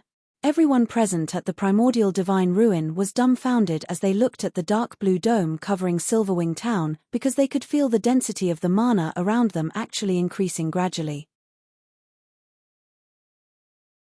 Chapter 1732, The Effect of 5 Magic Towers. Chapter 1732, The Effect of 5 Magic Towers. Chapter 1732, The Effect of 5 Magic Towers. Silverwing Town's sudden transformation immediately attracted the attention of the various major powers at the primordial divine ruin. What's going on with Silverwing Town? It's actually causing such a powerful mana drain. Cuttlefish, who was observing Zero Wing's newly built town from an open-air restaurant in the primordial divine ruin, was filled with confusion. Although Silverwing Town appeared to be located right beside the primordial divine ruin, in reality, over 1,000 yards separated the 2 locations. Despite the distance, the commotion in Silverwing Town affected even the primordial divine ruin. If the rise in mana density in the primordial divine ruin was already so remarkable, what about inside Silverwing Town? After thinking up to this point, Cuttlefish could not help but shudder. Nowadays, the understanding that superpowers had towards the effects of mana density was different from before. After conducting extensive research in libraries and live experiments, they had already discovered just how valuable locations with high mana density were. Areas with high mana concentrations did not only help players maintain a calm mind, allowing them to display greater combat power in return, but also accelerated the recovery of players' stamina and concentration. This situation enabled players to practice their combat techniques for extended periods without having to worry about running out of stamina and concentration. Meanwhile, the execution of combat techniques was different from that of spells and skills. In the case of spells and skills, one could activate them properly so long as the general movements were correct. In the case of combat techniques, however, one's movements needed to be extremely precise. Otherwise, the combat technique would do more harm than good to the user. In short, the difficulty of executing a combat technique was much greater than activating skills and spells. One required arduous practice just to learn to execute a combat technique properly. Hence, if one wished to practice a combat technique efficiently, having an environment that boosted stamina and concentration regeneration was a must. Uncle Cuttlefish, a report just came in from our scouts. It seems Zero Wing has constructed magic towers in Silverwing Town. Moreover, the guild built 5 magic towers in one go, a crimson-armored Tier 2 berserker standing beside Cuttlefish reported. 5 magic towers? Did they see correctly? Cuttlefish revealed a stunned expression when he heard this. For a moment, he even wondered if he had misheard. It's true. They've sent a video recording. There are indeed 5 magic towers in the town, the Tier 2 berserker replied, a bitter smile appearing on his face. He, too, had hoped that there was a mistake in the report. However, after watching the video recording, he couldn't deny this fact even if he wanted to. How is this possible? Cuttlefish's complexion darkened as he watched the video recording the Tier 2 berserker forwarded to him. Wasn't it stated that each magic tower design allowed the construction of only 5 magic towers? At this point in time, the various large guilds were no longer strangers to the magic tower. After the first magic tower appeared in Stone Forest Town, the various large guilds had fervently searched for information about it, especially since the magic tower's existence allowed Stone Forest Town to become the #1 town in Starmoon Kingdom. In addition, as an advanced defensive construction, the magic tower provided the town with considerable defensive power. Even until now, the Crimson Emperor Guild had yet to build a single magic tower. Nevertheless, 5 magic towers had now appeared in Silverwing Town simultaneously. This was simply unbelievable. With these 5 magic towers, Silverwing Town's defensive power had increased significantly. Even if Beast Emperor wanted to destroy Silverwing Town, he would face an uphill struggle to do so. Not to mention, with the drastically heightened mana density, Silverwing Town's popularity among players would definitely increase even further. While inside a neutral map, players' stamina and concentration depleted very quickly.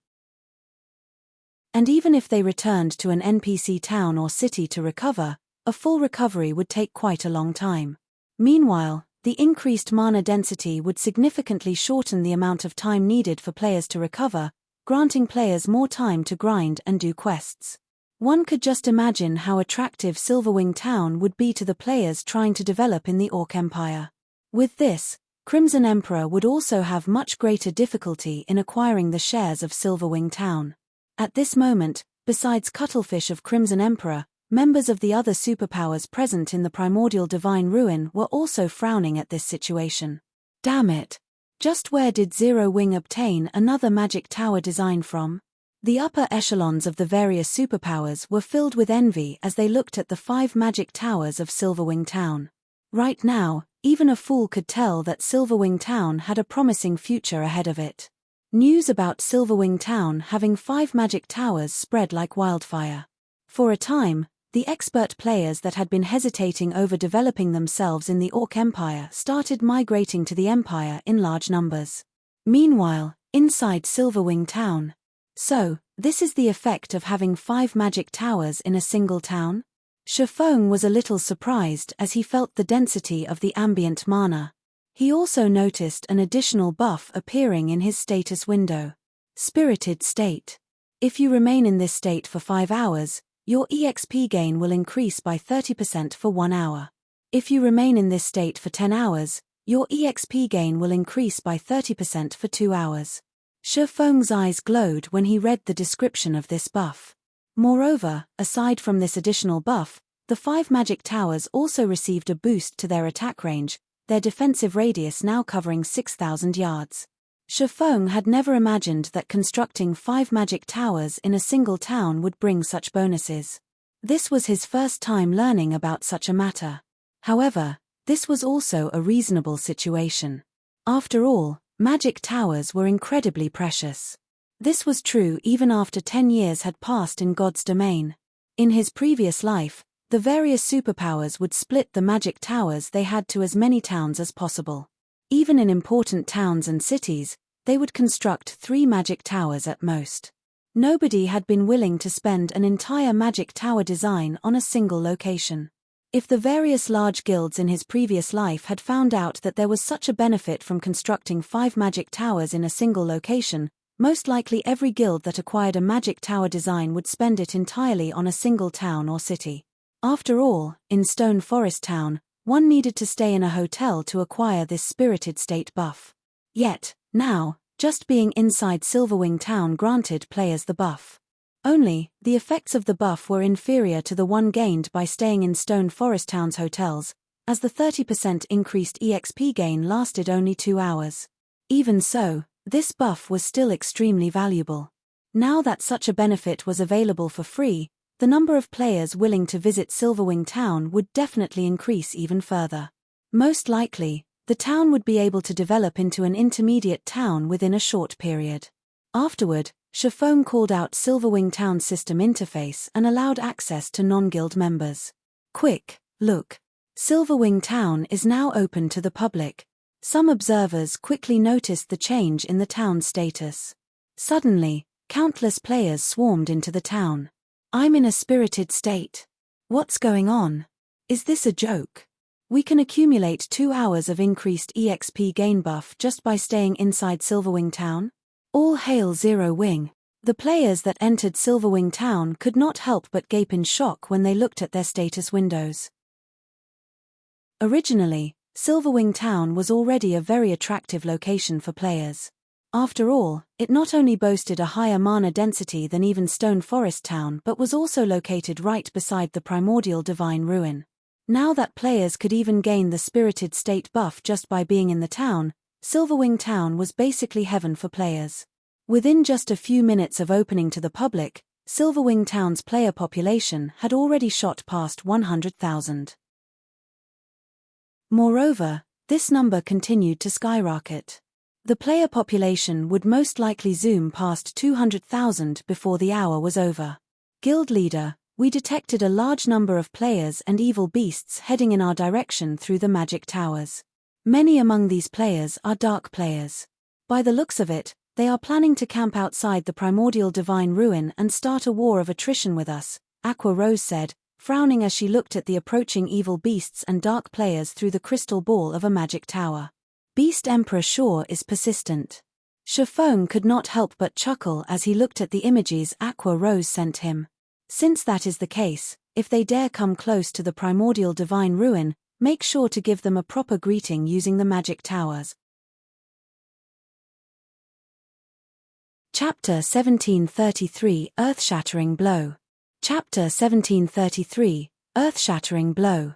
Chapter 1733 Earth-Shattering Blow. A large group of evil demons and evil beasts, easily over 50,000 in total, had set up camp in the wilderness outside of the primordial divine ruin. This particular group also included some cloaked players, which all radiated killing intent. Just looking at these players could make one shiver. Some of these players didn't even bother with black cloaks to hide their identities, revealing the black IDs above their heads. It was obvious that these players had slain a frightening number of players. They were definitely not ordinary expert players. All of these players were very well geared. Despite recently reaching level 50, over half of their equipment consisted of level 50 mysterious iron and secret silver equipment. These pieces were definitely among the best available at this stage of the game. Wind, I'll say this first, the Crimson Horn Guild will only help you kill Zero Wings members. We won't be taking the initiative to attack and turn ourselves into cannon fodder, a tall, robust man carrying 2 short swords from his waist indifferently told the phantom of a person beside him. Relax. As long as Zero Wings members leave Silverwing Town, my evil demons and evil beasts will attack them immediately.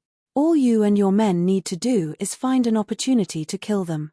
However, don't forget, my goal involves more than making them lose a single level, Wind Hunter reminded the man. He hadn't only chosen to work with Crimson Horn because it was a famous dark guild in the Dark Knight Empire, he had also chosen the guild due to its production of a particular type of poison. This poison was called Soul Devourer and would be applied to a player's weapons. When these coated weapons were used to kill a player, the poison would corrode the player's soul, and depending on how much poison was applied, the victims could lose up to 3 levels before entering a weakened state. During this weakened period, players could not level up. In return for Crimson Horn's assistance, the Evil God's Temple would help the Dark Guild's members grind glory points and accumulate battlefield titles. Leave this to us. As long as we slay Zero Wings members, I guarantee that they will need some time to recover their strength, the indifferent man said confidently. If there weren't so many guilds here, I'd love to fight Zero Wings peak experts.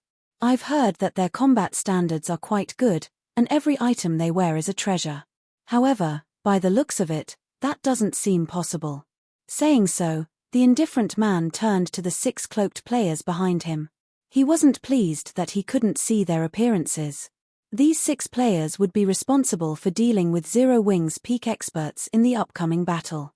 Although these 6 people were dark players, they did not belong to a dark guild. Rather, they were members of an adventurer team called Dark Hunters. The adventurer team was quite famous in the Dark Knight Empire, and not even Crimson Horn avoided provoking the team. The Dark Hunters adventurer team consisted of monstrous players, and every member was a dark player.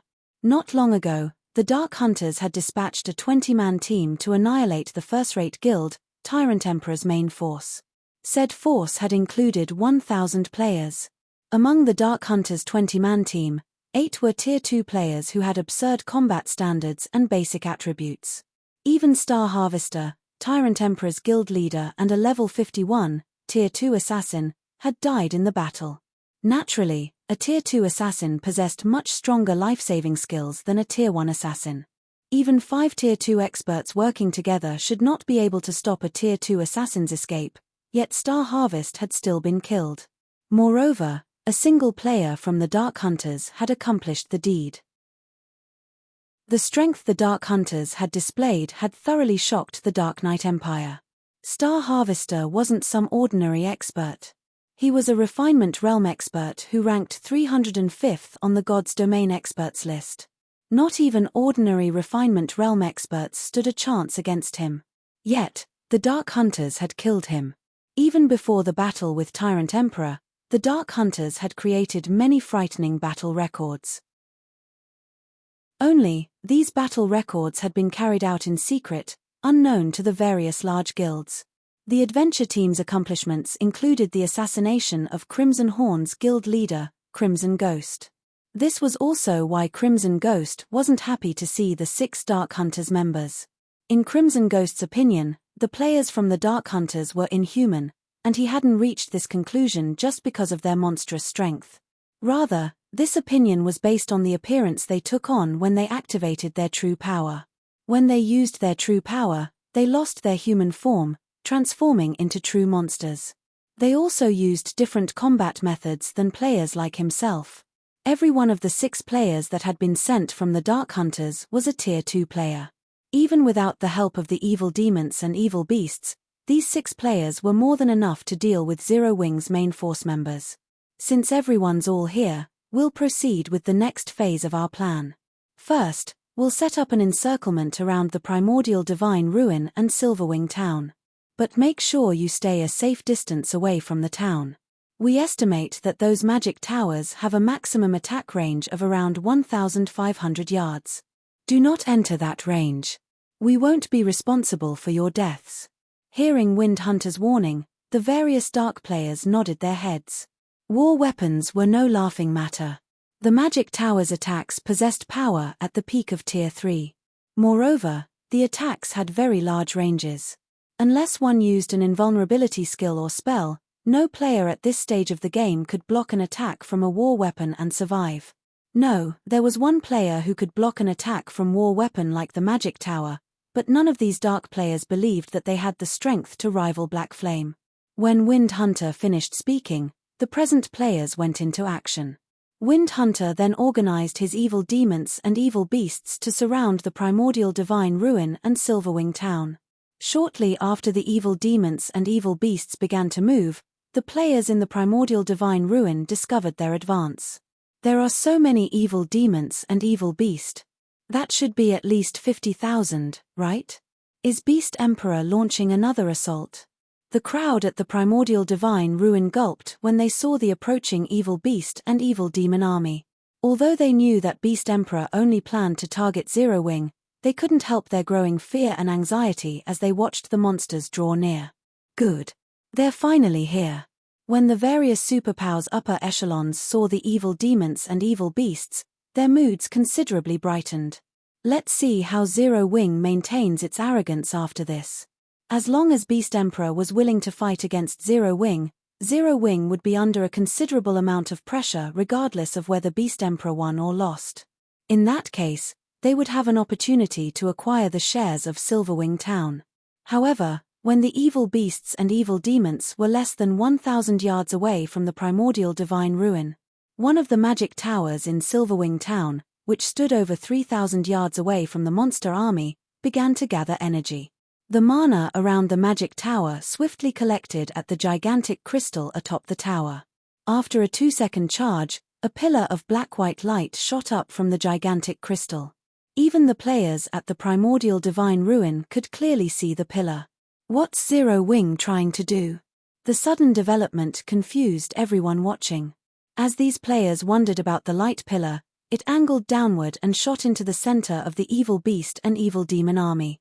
Following which, the light pillar expanded and devoured the nearby evil demons and evil beasts. Every monster at special elite rank or below died instantly as the light washed over them. Only chieftains and above had survived, although the monsters at chieftain rank had very little HP remaining. The attack had even heavily injured the Grand Lord ranked evil demons and evil beasts. Chapter 1734, Silverwing's Might. Chapter 1734, Silverwing's Might. The light pillar that had blasted into the evil demon and evil beast army had only stopped expanding after it had covered a 100-yard radius. It then gradually disappeared. As the beam attack's horrific energy scattered, the fading light revealed a massive crater in the field the monster army occupied. Only the chieftain rank and above evil demons and evil beasts remained alive, while all else had been burned to ash.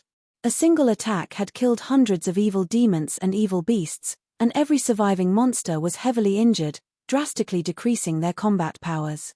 Not even the Grand Lords that had received the attack had been spared. Seeing this, the players at the distant primordial divine ruin gaped in shock. That had been too powerful.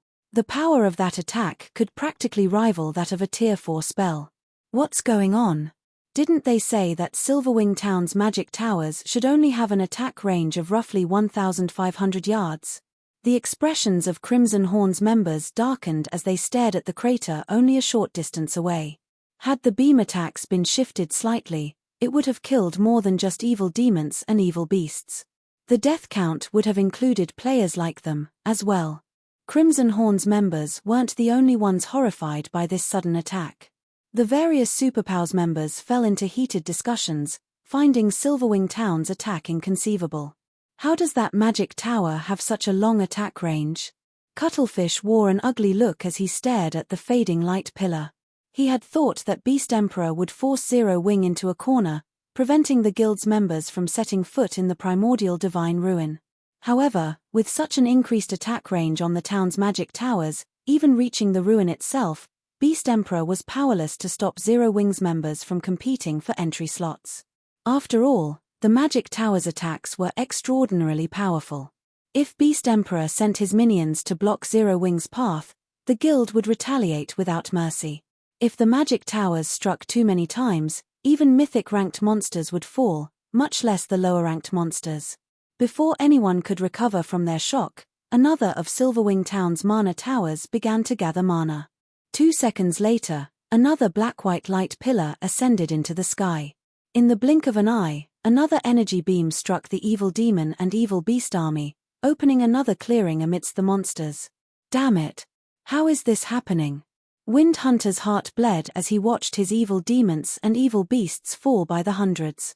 He had gone to great lengths to nurture these evil demons and evil beasts. He could accept their deaths if their deaths had meaning, but right now, they were nothing more than living targets for Zero Wing. As Wind Hunter prepared to issue a new command, another beam attack slammed into his monster army. Boom! This time, the attack had taken the lives of more than just a large number of evil demons and beasts.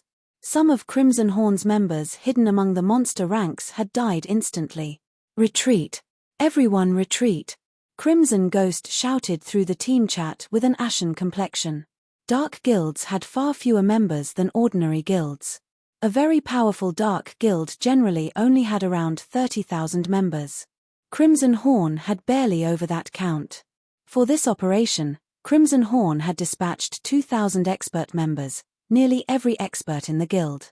And that last beam attack had killed over 100 Crimson Horn experts. At this moment, Crimson Ghost developed a deep hatred for Wind Hunter. Because of Wind Hunter's misinformation, Crimson Horn had lost over 100 experts for no good reason. As dark players, the death penalty they suffered was much more severe than ordinary players. Even though their alignment with the dark forces would lighten their death penalty slightly, it was still harsher than what ordinary players faced. Now that over 100 Crimson Horn experts had been killed, the guild had lost over 5% of its peak combatants. If they suffered another blow like that, the consequences would be unimaginable. Just as Crimson Horn's members began to retreat, Zero Wing's members flooded out of Silverwing Town. Although only a little over 2,000 guild members had emerged, every one of them rode a majestic thunder wolf. The spectacular scene of 2,000+ thunder wolves stunned both the spectators and Wind Hunter's group. Bastards! Wind Hunter bellowed in rage as he watched Zero Wing's army charge towards him. After bombarding his army with the magic towers, Zero Wing actually took it a step further and sent its members to pursue his remaining forces. It was obvious that Zero Wing wanted to show everyone that the evil god's temple was not a foe worth worrying about. To make matters worse, Zero Wing had only dispatched a little over 2,000 members for the pursuit. If news of this spread, the evil god's temple's prestige would be tarnished. The temple would become a laughingstock in the Orc Empire. Immediately, Wind Hunter had his evil demons and evil beasts charge at Zero Wing's army, even going as far as to mobilize 2 mythic evil beasts. Although the magic tower's attacks were powerful, they couldn't easily take down mythic-ranked monsters. In fact, the 2 mythic evil beasts would have no problems escaping the battlefield even after annihilating Zero Wing's force. Moreover, with how far the magic towers could reach, Zero Wing wouldn't dare to fire on the evil demons and evil beasts as they clashed with the guild's members. Suddenly, one level 60+ evil demon and evil beast charged towards the incoming players, but before they could reach their targets, 2 more beam attacks plowed into the monster's frontline. The beams wiped out any elites and special elites they struck while leaving the rest heavily injured. After the 2 beam attacks descended, Zero Wing's members, who wielded mana weapons, finally made contact with the evil demons and evil beasts. The moment they did, they started a slaughter.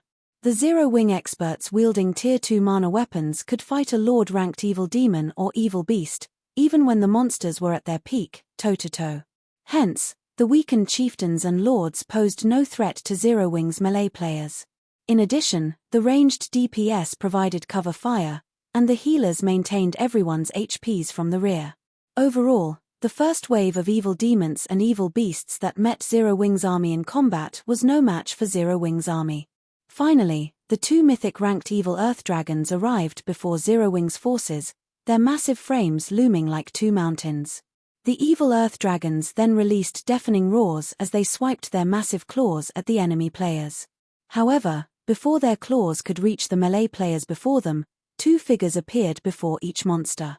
One of these figures was Cola, while the other was Turtledove, and the 2 MTS had already activated the power of darkness, increasing their attributes significantly. Silver divine runes illuminated the Tier 3 mana weapons in their hands, and once the 2 Guardian Knights reached the evil earth dragons, they swung these weapons at the incoming claws. Tier 2 skill, Divine Adjudication. A golden glow bloomed before the two guardian knights as the two evil earth dragons' gigantic claws abruptly halted mid-swing. No matter how much force they used, they couldn't even move their claws an inch farther. After a brief moment, two explosions shook the area. The two level 75 evil earth dragons stumbled 5 steps back, and the ground beneath them trembled as they moved. Before the mythic evil beasts could recover their stances, Kola and Turtledove advanced once again and arrived before their targets. They then swung their weapons, and the silver divine runes covering the Tier 3 mana weapons brightened as the blades fell on their targets. Tier 2 skill, Dragon Annihilator. Tier 2 skill, Current Blade. Kola and Turtledove used their respective legacy skills without hesitation. The moment their attacks connected with the evil earth dragons, the two mythic monsters let out agonizing cries as they were pushed back by 20 yards, a damage of over -800,000 appearing above each of their heads. Although the evil earth dragons' HP bars had only decreased by a very small fraction, barely noticeable to ordinary players, expert players with acute perception noticed the change. The players watching from the primordial divine ruin were frozen with shock, staring at Kola and Turtledove with dumbfounded expressions. Chapter 1735 – A Nest of Monsters. Chapter 1735 – A Nest of Monsters. Chapter 1735 – A Nest of Monsters. The nearby Crimson Horn members couldn't help but gasp when they players pushed the evil earth dragon's titanic frames backward by over 20 yards. They were as shocked as if they had witnessed two ants push back a tiger and a lion. How is this even possible? Is Zero Wing just a nest of monsters? Both Crimson Horn's members and the various spectating players at the primordial divine ruin were at a loss for words. Aside from how massive the evil earth dragons were, just the fact that they possessed the strength of mythic monsters should make them impossible for players to go up against. Watching Black Flame kill a mythic evil demon had been scary enough, yet two more monstrous players had risen in Zero Wing. No. This can't be possible. They must have used some kind of special potion to boost their strength. They can't keep this up for long. Windhunter's eyes nearly fell from their sockets when he saw the evil earth dragons slide back. He was sure that Kola and Turtledove must have used some special method to grant them the strength to face mythic monsters for a short time. There were certain tools in God's domain that could grant players extraordinary power for a short time. Even Windhunter had such a tool in his possession, but it wasn't strong enough to allow him to go toe-to-toe with a mythic monster. As for the possibility that Zero Wing actually had two more players on Black Flame's level, that was simply absurd. He absolutely refused to believe that Zero Wing could produce 3 experts that could contend with mythic monsters on their own. Thinking up to this point, he commanded the evil earth dragons to continue their assault against the two guardian knights. Once the two mythic evil beasts had stabilized themselves, they whipped their tails at the two MTS. The massive tails swept up a powerful storm as they moved, forming a pitch-black rift wherever they passed. Faced with such an attack, even a Tier 2 metric tons with their life-saving skill activated would risk an instant death if they took the strike head-on. However, Kola and Turtledove remained unfazed as they swung their Tier 3 mana weapons again. 2 silver lights then clashed with the evil earth dragon's colossal tails as 2 loud explosions echoed across the battlefield. Even the crowd at the primordial divine ruin, which was over 1,000 yards away, could clearly hear the explosions. This time, neither side had gained an advantage over the other by the time the clash ended. However, the ground beneath them had cracked, the fractures extending out over 20 yards away. The frightening display of power made the watching players shudder. Boom! Boom! Boom! Despite the clash ending in a draw, neither side wanted to give up the fight. For a time, both sides exchanged one blow after another. Meanwhile, the surrounding Zero Wing members massacred evil demons and evil beasts in a frenzy. Any Zero Wing member could solo a Great Lord, dealing around -50,000 damage with their attacks. As for Aqua Rose, Alluring Summer, Blackie, and Violet Cloud, who wielded Tier 3 mana weapons, their spells easily dealt over -100,000 damage to their targets, with some dealing over -200,000 damage. From time to time, they would also use large-scale destruction spells, causing hundreds of thousands of damage to a clump of monsters. Although the evil demons and evil beasts greatly outnumbered Zero Wing's army, the army of 2,000+ players had them completely outmatched. Before even 30 seconds had passed since the battle began, over 100 weakened chieftains and lords were killed already. None of the spectating powers had expected this battle to take this turn. They had assumed that Zero Wing would rely on its magic towers to protect itself. They had never thought that Zero Wing's members actually possessed such extraordinary strength. If the rest of Zero Wing's force weren't busy with the other evil demons and evil beasts, the small army would definitely slay the 2 evil earth dragons. With such power, it's no wonder why they had no interest in our partnership offers. Quiet Melody, who sat in an open-air restaurant in the primordial divine ruin, could not help but reveal a bitter smile as she watched Cola and Turtledove fight the evil earth dragons. She had thought that Zero Wing was trying to keep up appearances by refusing the various superpowers offers for cooperation and would only lower its head after Beast Empress forces had cornered the guild. However, with Zero Wing's current display of strength, it certainly qualified to protect Silverwing Town without help. Not even the various superpowers could deal with mythic-ranked monsters so easily. With the 5 magic towers' absurdly long attack range, Zero Wing should have no problems defending Silverwing Town even after the town's protection period. That damned Wind Hunter, he nearly made us enemies with Zero Wing. Fortunately, we haven't actually fought Zero Wing's members yet. We should still have time to escape Zero Wing's notice. Crimson Ghost could not help but glare at the distant Wind Hunter as he watched the evil demons and evil beasts' extermination. Zero Wing's strength was nothing like what Wind Hunter had told him. Every one of Zero Wing's experts was ridiculously strong.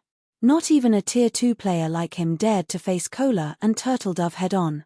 With the MTS' incredible destructive power, they could likely kill him in one hit. The fight before him could no longer be described as a battle. This was basically a one-sided slaughter. When Crimson Ghost recalled how he had lost over 100 guild experts, he truly felt fortunate. If not for that incident, he wouldn't have given the command to retreat. Had his army of 2,000 players assaulted Zero Wing's members, the consequences would have been disastrous. Seeing Zero Wing's frightening combat power also instilled an indescribable shock in Crimson Ghost. Not even the super first-rate guilds that ruled over the Dark Knight Empire were capable of fielding such a powerful player army. Yet, an up-and-coming guild from Starmoon Kingdom had accomplished just that. Moreover, based on his investigations, Zero Wing didn't have the support of any backers. Meanwhile, the 6 cloaked players from the Dark Hunters rested in a corner of the battlefield. After observing the battle for some time, the ranger carrying a crystalline longbow shook his head. This won't do. Zero Wing's members are much stronger than we anticipated. We're cancelling our plans to plunder their weapons temporarily. Leader, although Zero Wing is clearly stronger than we had assumed, it isn't entirely impossible to kill the guild's ordinary experts. Those experts haven't even reached Tier 2 yet. We can simply kill them and flee. The commander definitely won't let us off the hook if we fail this mission. Although the ranger leading this party wanted to cancel the operation, the other 5 members shook their heads, objecting to the idea. When they thought about how frightening their commander was, in particular, and the punishment awaiting them if they failed, they couldn't help but shudder. Their party leader might be able to bear the penalty, but they couldn't. Hearing his party members' objections, the ranger glanced at Zero Wing's ordinary experts.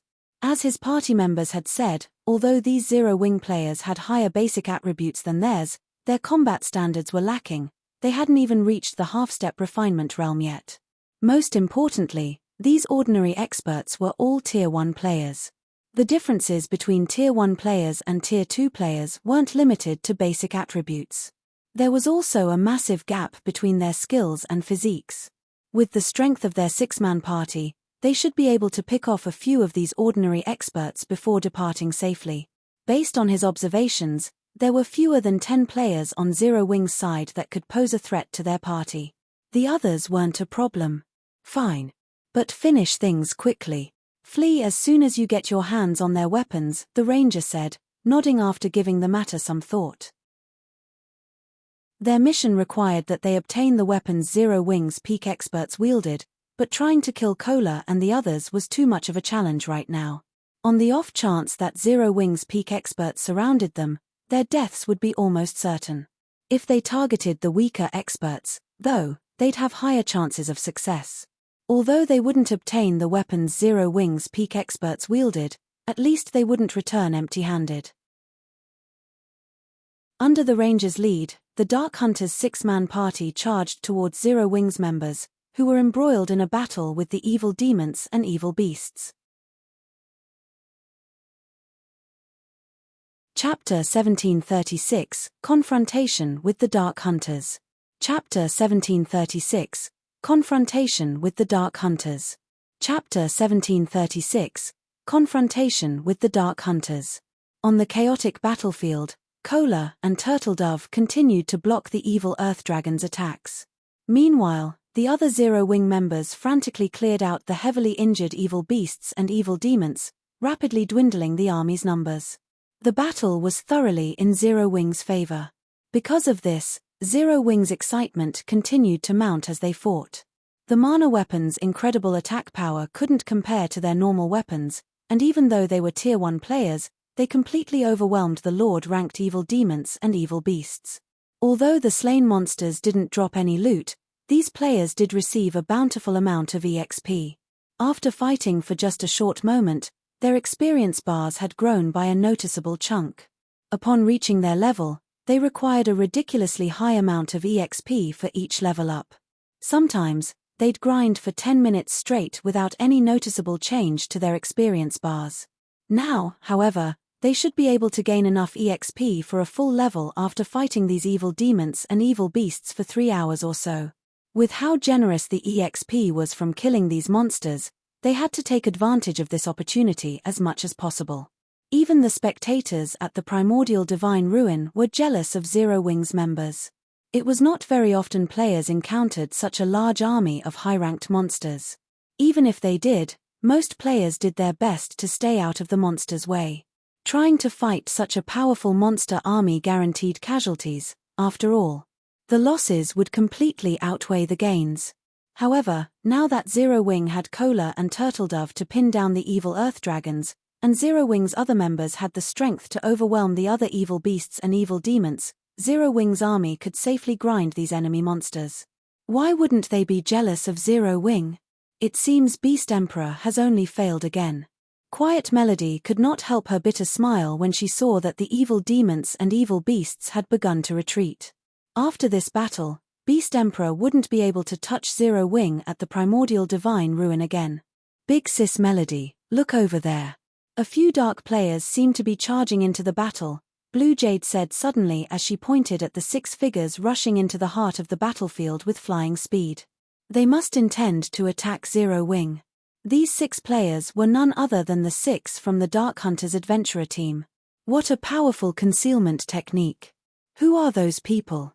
Quiet Melody watched the rapidly moving figures with astonishment. As one of the Sacred Temple's Vice-Temple Masters, she had more than great combat power. She also possessed acute perception. Although the 6 players hid their identities and appearances with black cloaks, Quiet Melody could tell that they were all Tier 2 players based on their movement. Tier 2 players had far higher basic attributes than Tier 1 players, and their mobility wasn't something that Tier 1 players could hope to rival. Hence, it was very easy to differentiate between Tier 1 and Tier 2 players. However, what truly surprised Quiet Melody was the 6 players' movement technique. All 6 moved with incredible stealth.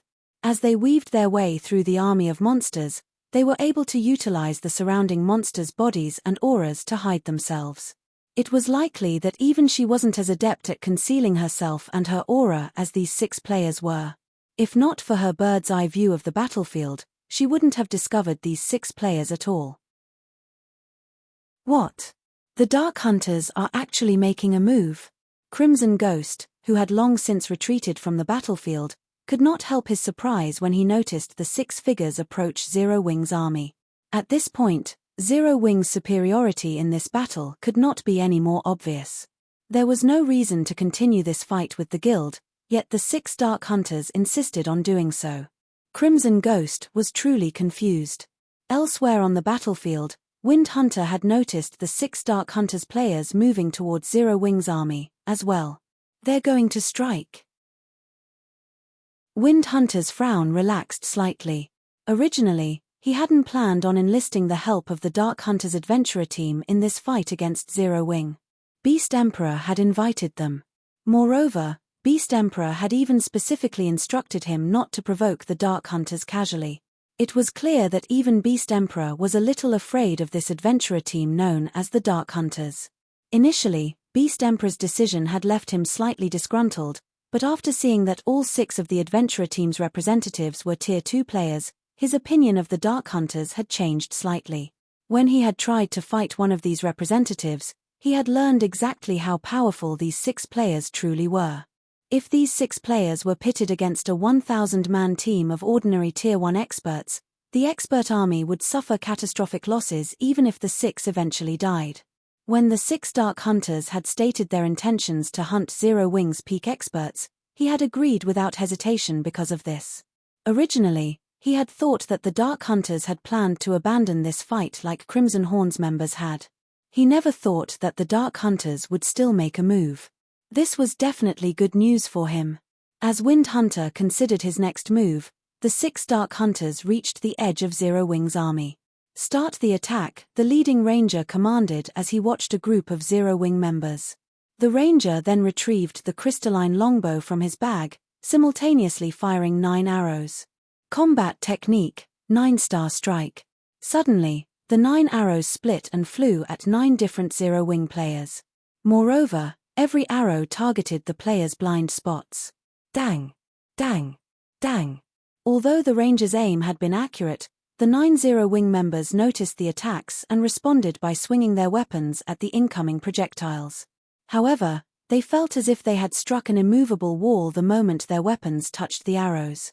Not only did the resulting vibrations hurt their arms, but they were also forced to retreat. The power the arrows contained could even rival a High Lord's attack. As Tier 1 players, they wouldn't be able to block such an attack unless they used their berserk skills. However, Zero Wing's ordinary experts all wielded Tier 2 mana weapons, which granted them great strength. They could also stabilize their postures after retreating about 4 steps. Unfortunately, before the 9 Zero Wing members could locate their attacker, they noticed multiple skills and spells flying at them from multiple directions. Before they could react, these skills and spells smashed into them. Needless to say, these attacks had originated from the other 5 Dark Hunters. The 9 players from Zero Wing rapidly lost HP. Only the plate armor classes retained around 2/3 of their HP, while the rest had more than 50%. After the brief clash, the 9 Zero Wing members realized that they had encountered a powerful foe. They immediately activated their mana weapons, attacking their ambushers.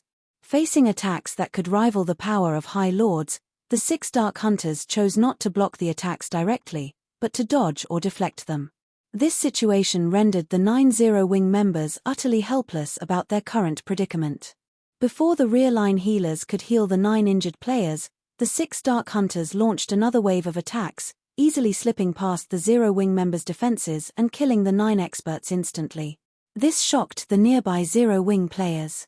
Even the upper echelons from the various major powers, who watched from the primordial divine ruin, couldn't help but gasp. Too fast. Although the 9 players from Zero Wing had yet to reach the refinement realm, their basic attributes almost rivaled Tier 2 players. They should wield the strength of a High Lord of the same level, yet the 6 Dark Hunters had effortlessly ended their lives. Although the Dark Hunters' status as Tier 2 players was part of the reason for their success, the various major powers' upper echelons recognized the absolutely perfect coordination between the 6 players. Even if the 9 targeted players had been Refinement Realm experts, the ambush's outcome would likely have been the same. After the 9 Zero Wing members had died, they had dropped a total of 18 items, far more than normal. 3 of these 18 items were Tier 2 mana weapons. Good. We're retreating, the leading ranger commanded after snatching up a Tier 2 mana weapon. He then turned and fled. The other 5 Dark Hunters nodded in response. They wanted to kill more players, but since their party leader had ordered the retreat, they had to obey. Following which, They dully picked up an item closest to them and fled back into the evil demon and evil beast army. But just as the 6 players melded into the monster army, a figure leaped out of Zero Wing's forces and blocked the Dark Hunter's path. This figure was none other than Fire Dance. "Do you think that you can leave so easily after killing our guild members?" Fire Dance demanded as she swept a glance over the 6 Dark Hunters, a cold glint flashing in her eyes. Chapter 1737, Soloing the Dark Hunters. Chapter 1737, Soloing the Dark Hunters. Chapter 1737, Soloing the Dark Hunters. Fire Dance's sudden appearance abruptly halted the 6 Dark Hunters' retreat. Fire Dance didn't currently wear her black cloak, so both her appearance and level of 52 were available for everyone to see. Although her weapons and equipment didn't particularly stand out, Fire Dance radiated an unruly charm that felt like a daunting pressure weighing down on these Dark Hunters members. When the Dark Hunters looked at Fire Dance, she seemed like the absolute overlord of her surroundings. So fast. Fire Dance's appearance had surprised Lonely Lamp, the Ranger, and the Dark Hunters' party leader. His party had specifically chosen to strike far away from any of Zero Wing's peak experts. The closest peak expert had been several hundred yards away. By the time the guild's peak experts could have ridden to the rescue, their party would have already completed their mission and fled the battlefield. Less than 20 seconds had passed since they had launched their assault against Zero Wing's 9 ordinary experts, yet Fire Dance had caught up with them. Her movement speed should be nearly double theirs. What bold words. "Do you believe that you can stop all 6 of us by yourself?" an emaciated assassin among the Dark Hunters asked, sneering. "That's right. We are surrounded by evil demons and evil beasts. Do you really think your allies can come to your aid in time?" a beautiful female elementalist said with a faint smile. "Our original mission was to kill Zero Wing's peak experts like you. Now that you dare to block our path, we'll just use this opportunity to kill you. That way, we'll complete our mission perfectly." The other Dark Hunters nodded in agreement, killing intent radiating from their eyes. They currently stood in the midst of the evil demon and evil beast army. They were also roughly 200 yards away from the nearest Zero Wing member. It would take quite some time for Zero Wing's members to reach their location. They might not be confident in taking on Fire Dance one-on-one, but they outnumbered the female assassin by 6 to 1. By charging at them alone, Fire Dance had simply jumped into the jaws of death. Yet, Fire Dance had still been so foolish. Her actions rendered them utterly speechless. Was she a fool? Or had the woman lost her mind? Even the various superpowers, who were relatively familiar with Fire Dance's strength, were confused about the female assassin's actions, let alone the Dark Hunters' party. Is she tired of living? Does she not recognize those 6 players' strength? When the various superpowers' upper echelons saw Fire Dance charge into the army of evil beasts and evil demons, blocking the 6 Dark Hunters' path, they felt as if Zero Wing's members were a bunch of lunatics. It wasn't unusual to see Black Flame make such bold and arrogant moves. He qualified to do so, after all, but Fire Dance. Ha ha ha. Zero Wing is finally going to suffer a little. Wind Hunter could not help but laugh at the situation. When he noticed Zero Wing's members trying to reach Fire Dance to offer their help, he commanded some of his evil demons to stop them. While the 6 Dark Hunters had spoken, they had subtly surrounded Fire Dance, preventing her escape. Watch her speed. Ranged players, maintain your distance from her. Sharp, you'll be the distraction. Make sure she doesn't escape. We have to finish this fight as quickly as possible. Lonely Lamp commanded as he retrieved his crystalline longbow from his back. The other 5 Dark Hunters nodded in response. The emaciated assassin, Sharp Blade, then charged at Fire Dance with a Tier 2 Berserker and a Tier 2 Swordsman close behind him. At the same time, the Tier 2 Cleric at the rear cast the Tier 2 instantaneous spell, Holy Mark on Fire Dance. Now, even if Fire Dance used Vanish and entered a forced stealth state, their party could keep track of her. As for Lonely Lamp and the Tier 2 Elementalist, they coordinated their attacks, firing from the female assassin's sides. In the blink of an eye, multiple attacks flew towards Fire Dance from different locations. Pay for your arrogance. Sharp Blade shouted as he used shadow steps, appearing behind Fire Dance instantly. He then thrust his aquablue short sword at Fire Dance's back. Tier 2 skill, Triple Interception. Suddenly, Sharp Blade's short sword transformed into 3 streaks of shadow that aimed for Fire Dance's blind spots. Although each shadow's power wasn't strong, the strikes couldn't be blocked with shields or weapons. They could only be dodged or stopped by a defensive skill. In the meantime, the berserker charging at Fire Dance from the front raised his battle axe and slammed it at the ground before him. Tier 2 skill, Fracturing Spikes. Stone spikes rose from the ground beneath Fire Dance's feet, entrapping her. Meanwhile, the Tier 2 swordsman used a normal slash against his target. As for Lonely Lamp and the female elementalist, they sent numerous arrows and fireballs at the female assassin. As they watched the 6 Dark Hunters assault, the spectators at the Primordial Divine Ruin gasped. Even the various Superpowers Peak experts wore serious expressions when they saw this coordinated offensive. The Dark Hunters' coordination and skill utilization was simply perfect. Even peak experts like themselves would fall under such a seamless bombardment. Even Fire Dance, the target of this offensive, was slightly surprised. She hadn't expected such high combat standards from the 6 Dark Hunters, and even their coordination had reached such an impressive level. However, before the numerous attacks could land, Fire Dance split into 6 identical copies of herself. Phantom. This was the 1000 Transformations' first additional skill. Although the 5 doppelgangers couldn't attack, they were invulnerable. Moreover, they could exist for a full 30 seconds. Boom. Boom. Boom. A series of attacks struck Fire Dance, but her HP didn't decrease in the slightest. Meanwhile, Fire Dance's sudden split and 6 copies had stunned the Dark Hunters slightly, and they paused for a brief moment. These are doppelgangers that can't attack. One of these 6 doppelgangers must be the real assassin. Lan Hua and I will attack the doppelgangers. The rest of you need to keep an eye out for the real body, Lonely Lamp shouted, reacting quickly to the new development. Although doppelganger skills like the one Fire Dance had just used were rare in God's domain, some did exist.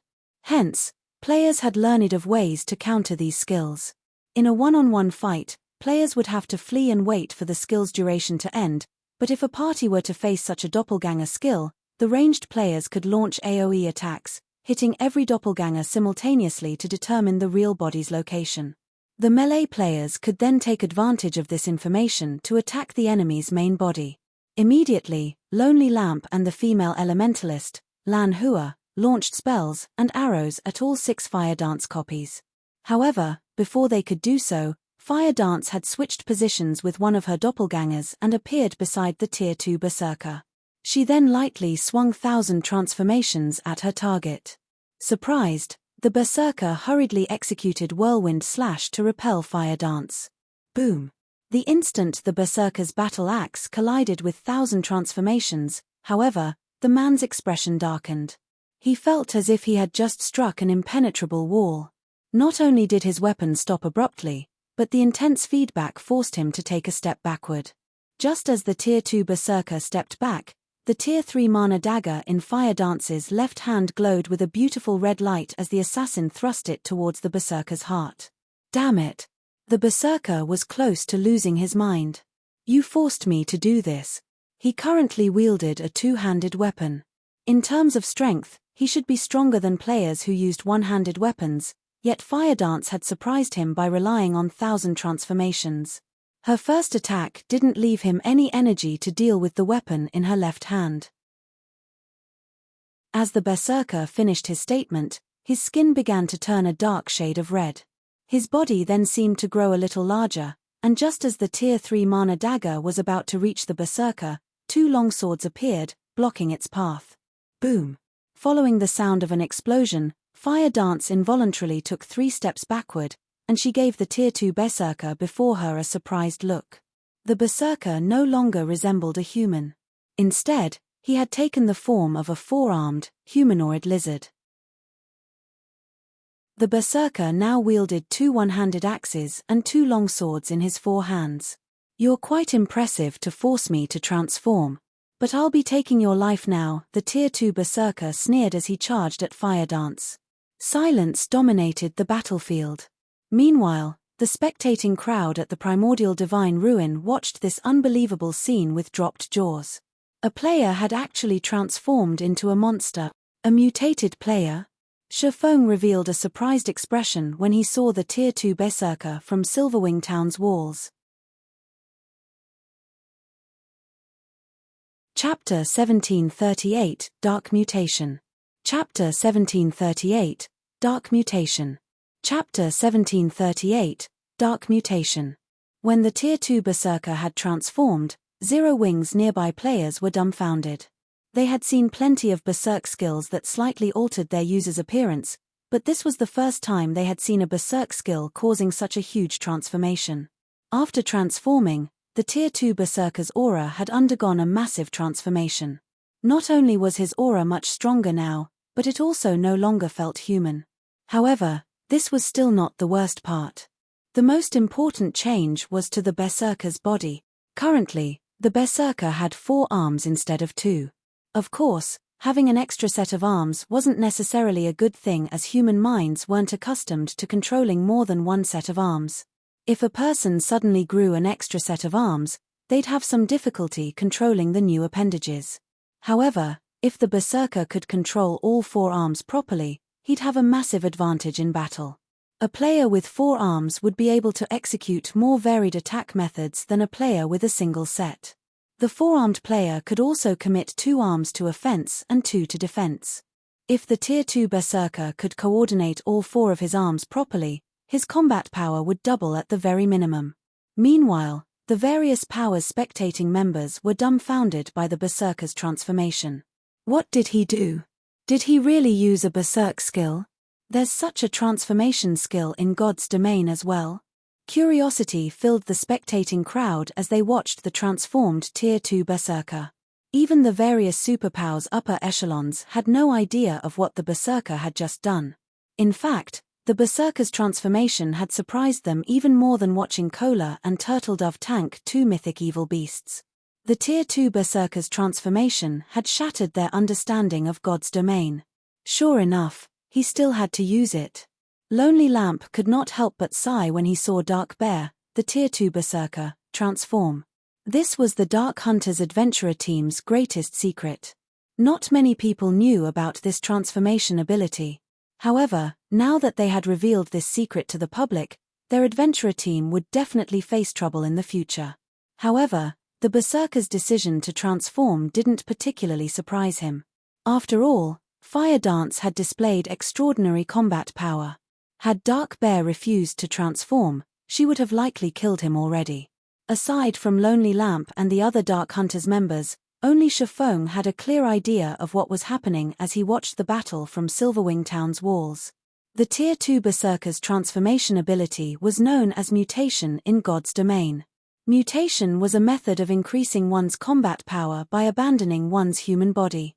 It was somewhat similar to demon players' demonification.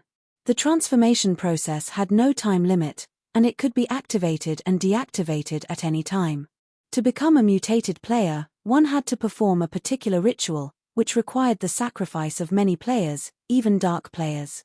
In addition, despite being dark players themselves, mutated players hunted other dark players. They did so because it was the only way a mutated player could mutate further and grow stronger. This was akin to how demon players improved their ranks. Only, mutated players had more of a restriction than demon players. Moreover, mutated players gained more combat power when they transformed than demon players. This was because, in their mutated form, mutated players would gain a body that was far more suitable for battle. Their attributes and life ratings also increased. In return, physical control became more difficult. Mutated players had a harder time remaining calm in their mutated form, as well. But one had to admit that mutation allowed players to become extremely powerful. Shifeng had never expected to find a mutated player at this stage of the game. By becoming a mutated player, players took a similar stance as the evil god's temple, becoming antagonistic to both dark and normal players. Furthermore, Gaining a mutation was incredibly difficult as the process couldn't be conducted on the god's domain continent.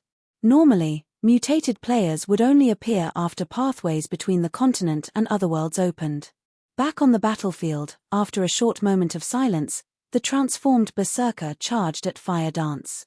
Not only had the berserker gained an extra set of arms after his transformation, but his movement speed and reaction speed had also undergone a qualitative transformation.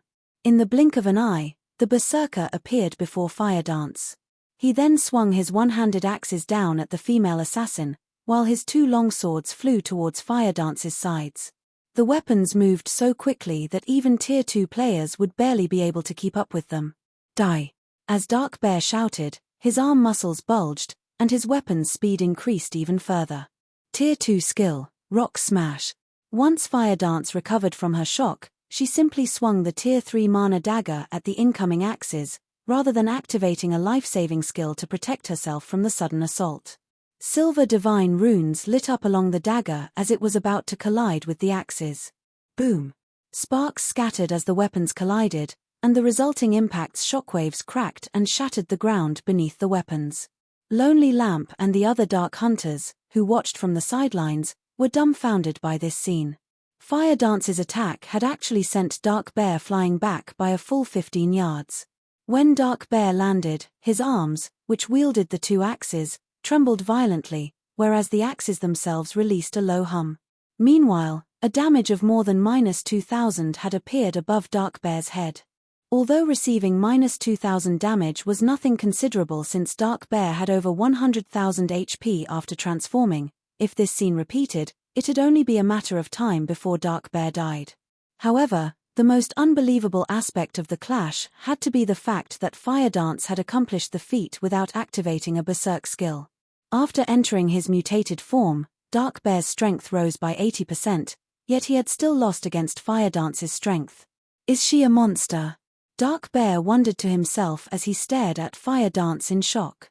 Dark Bear could tell that Fire Dance had simply used the previous exchange to probe his strength.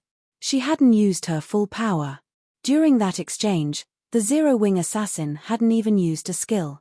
Had Fire Dance applied a skill to her previous attack, the power of her strike would have definitely been much stronger.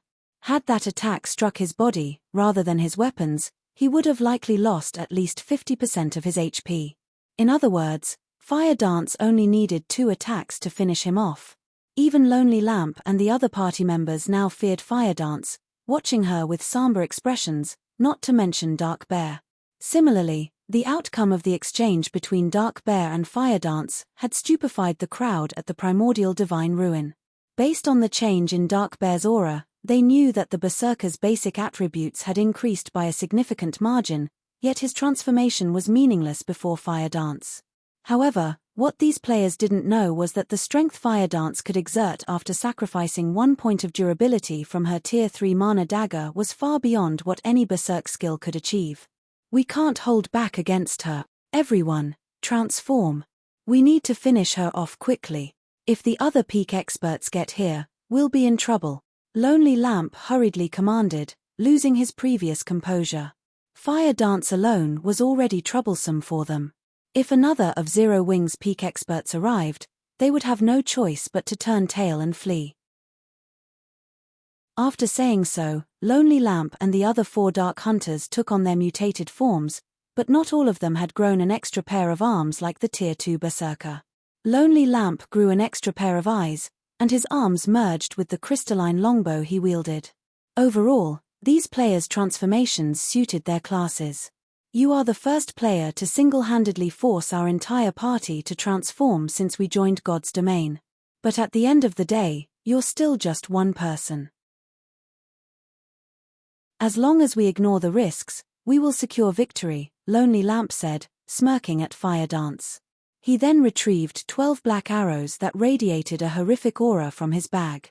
At this point, Lonely Lamp had no intention of holding anything back. He had found these 12 black arrows from an ancient ruin, and each of them had the power of a peak Tier 3 attack. They even posed a threat to Tier 4 existences. Is that so? What if you have to face 2 people? Suddenly, a dull voice reached the Dark Hunters from their surroundings, echoing powerfully in Lonely Lamp's mind. In the next moment, a massive spatial tear appeared beside Fire Dance. Shifeng's figure then slowly stepped out of the spatial tear. Chapter 1739 Annihilating the Dark Hunters. Chapter 1739 Annihilating the Dark Hunters. Chapter 1739 Annihilating the Dark Hunters. Black Flame. Lonely Lamp's expression darkened when he saw Shifeng. The other 5 Dark Hunters also halted their assault as they stared at the swordsman, fear surfacing in their gazes. After the battles in Stone Forest Town and near the primordial divine ruin, Black Flame's fame had spread to the various countries across God's domain, including the Dark Knight Empire. Although these 6 players had never fought Black Flame personally, they knew that both his basic attributes and combat standards were at the apex of God's domain after witnessing the man's battle videos. Even under normal circumstances, their 6-man party would have to take extreme care around Black Flame. Originally, they had a chance of completing their mission since Fire Dance had been alone, but now that Black Flame had joined the fray, their chances were uncertain. Black Flame is finally making his move. The various superpowers watching from a distance could not help but grow excited upon Shifeng's appearance. They had very eagerly watched the clash between Fire Dance and the Dark Hunters, but they had also worried that the female assassin might die. They had been worried because they wanted to see the 6 Dark Hunters' true strength. This was the first time they had encountered players that could transform into monsters. They hadn't even known that was possible until today. Naturally, they had to collect as much information on these 6 players as possible. They might even discover some clues that could help them acquire this power. From what they could tell, the Dark Hunter's ability to transform into monsters was definitely stronger than a berserk skill, since the transformation gave the players a body that altered and improved their combat standards. If their guild's experts could grasp this power, it would undoubtedly increase the guild's overall strength. Hence, they very much hoped that Zero Wing could defeat the Dark Hunters, forcing the 6 Dark Hunters to use everything they had. If the Dark Hunters achieved victory instead, however, they wouldn't know whether or not these players had held back anything. Leader, what should we do? Even if we have the strength to defeat 2 of them, it'll likely take a long time to do so, Lan Hua asked through the team chat as she quietly observed Shifeng. Our opponents are too powerful. Prepare to retreat, Lonely Lamp said, breathing a deep sigh as he glanced at Fire Dance and Shifeng. If their party tried to fight Shifeng and Fire Dance, regardless of the battle's outcome, the Dark Hunters' party would be annihilated in the end. It wouldn't take long for Zero Wing's other peak experts to arrive, after all. If they did die, they'd suffer an even worse death penalty than ordinary Dark players, which wasn't an outcome Lonely Lamp wished to see. Understood. Although the other 5 Dark Hunters felt reluctant, they nodded and prepared to flee. What? Leaving so soon? Lonely Lamp and his party members' action surprised Shifeng a little. He hadn't expected the Dark Hunters to be so decisive, retreating the moment they realized how disadvantageous their situation had become. Guild leader Black Flame, you jest. We are not so foolish as to think that the 6 of us can stand against you and Commander Fire Dance, Lonely Lamp calmly explained as he looked at Shifeng. Since we've already accomplished our mission, albeit barely, we will be taking our leave. Saying so, Lonely Lamp fired the 12 black arrows in his hands, aiming 4 at Fire Dance and 8 at Shifeng. Each arrow carried power at the peak of Tier 3. Current players had no chance of blocking them. Even against a monster like Shifeng, Lonely Lamp was confident that his arrows would push the swordsman back slightly. Meanwhile, their party could use the opportunity to leave the area safely. However, Shifeng unhurriedly unsheathed Killing Ray and lightly swung the blade at the air. Suddenly, a blue lightning bolt tore through the space before him. Lightning slash. The massive lightning bolt devoured all 12 black arrows instantly, and the intense shockwaves that resulted even made the surrounding space tremble. After a brief moment, the black arrows disintegrated. Lonely Lamp and his companions, who prepared to run, were thoroughly dumbfounded. They forgot about their retreat as they stared at the vanishing black arrows. How is that possible? Lonely Lamp could not believe what he had just seen. Those were 12 black arrows they were talking about. Even a mythic monster would have trouble dealing with such an attack, yet Shifeng had crushed it with a single move. For a moment, he even wondered if heaven were playing some joke on him. He truly hadn't thought that Shifeng would actually block all 12 black arrows successfully. He had watched Shifeng's battle against the mythic evil demon. The man shouldn't be capable of blocking the black arrows so easily. At the very least, blocking the attack should have pushed the swordsman back by over a dozen yards. Naturally, the spectating crowd was similarly dumbfounded. Strong. Too strong. The various superpowers were no strangers to black arrows. They all had their own small stockpile. Normally, these arrows were stored in their guild warehouses, only to be used against sufficiently valuable bosses. However, after watching Shifeng destroy 12 black arrows so effortlessly, they felt like fools. They had all treated these black arrows, which could be blocked so easily, like priceless treasures. You can't possibly think that you can leave safely after that little trick, do you? Shifeng said indifferently as he glanced at the 6 dark hunters before him. Leader, what should we do? Lonely Lamp's party members asked the ranger. Previously, they had only feared Shifeng due to his fame, but after watching him destroy 12 black arrows in an instant, true fear gripped their hearts. They finally realized why so many people called Shifeng a monster. We don't have any other choice. Use the advanced mad demon potion, Lonely Lamp said, gnashing his teeth as he stared at Shifeng. Hearing this, the other 5 dark hunters were shocked. The advanced mad demon potion was a special berserk potion, which they had gone to great lengths to purchase. When consumed, it would grant mutated players like themselves another boost in power for 30 seconds. It was akin to a twofold berserk. However, this twofold berserk did not come without a price. Once the potion's duration ended, they would lose 40% S worth of EXP. In addition, they would also fall into a weakened state for a short time. Hence, they understood that this potion should never be used unless absolutely necessary. But they also realized that this potion was their only chance of escape right now. Guild leader Black Flame, you are as amazing as the rumors say. However, I'm afraid that you still lack the strength to keep us here. Saying so, Lonely Lamp took out an advanced mad demon potion and drank it. The other 5 dark hunters did the same. Suddenly, the 6 dark hunters' auras grew more intense. Previously, their auras had rivaled great lords of the same level, but now, their auras were even stronger than that of a grand lord of the same level. Immediately, the 6 players split up and ran. I don't think so. Shifeng revealed a calm smile. Following which, he activated Power of Darkness, skyrocketing his basic attributes. He then stabbed the abyssal blade into the ground. Forbidden Domain.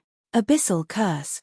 With Shifeng as the center, pitch-black ripples spread up to a 30-yard radius. At the same time, every one of his enemies within a 500-yard radius became unable to use any skills, spells, or tools. Not only did Abyssal Curse's activation bind all 6 dark hunters, but it also decreased their basic attributes by 20%. Reacting quickly, the 6 tried to activate their control removal skills. However, no matter how much Lonely Lamp and the others willed for their skills to activate, their skills remained inactive. As the 6 dark hunters struggled to break free of their restraints, Shifeng raised Killing Ray once again and lightly swung the sacred sword at the dark hunters. Lightning Edge. Countless arcs of lightning formed before Shifeng, forming a river that devoured Lonely Lamp and the others. When the river of lightning faded, only 7 items lay on the ground where the dark hunters had stood. Chapter 1740, Black Flames Warning. Chapter 1740, Black Flames Warning. Chapter 1740, Black Flames Warning.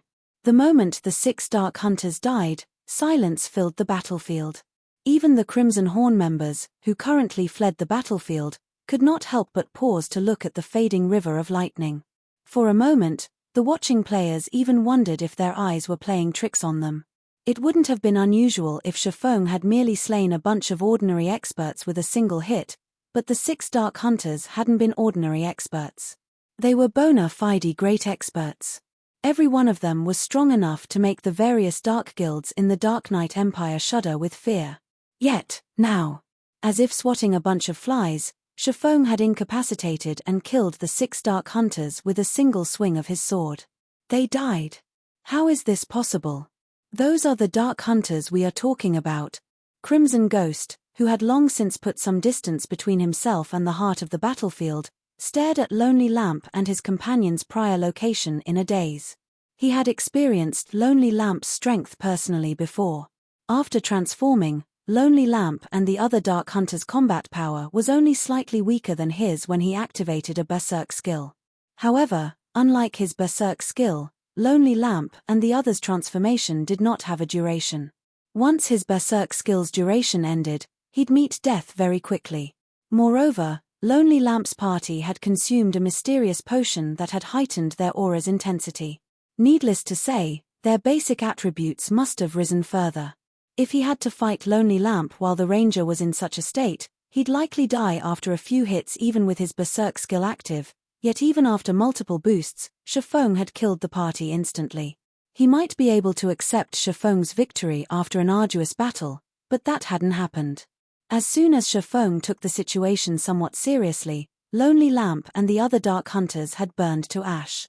When Crimson Ghost looked at Shifeng, who quietly stood before the items Lonely Lamp and his party had dropped, his whole body shuddered.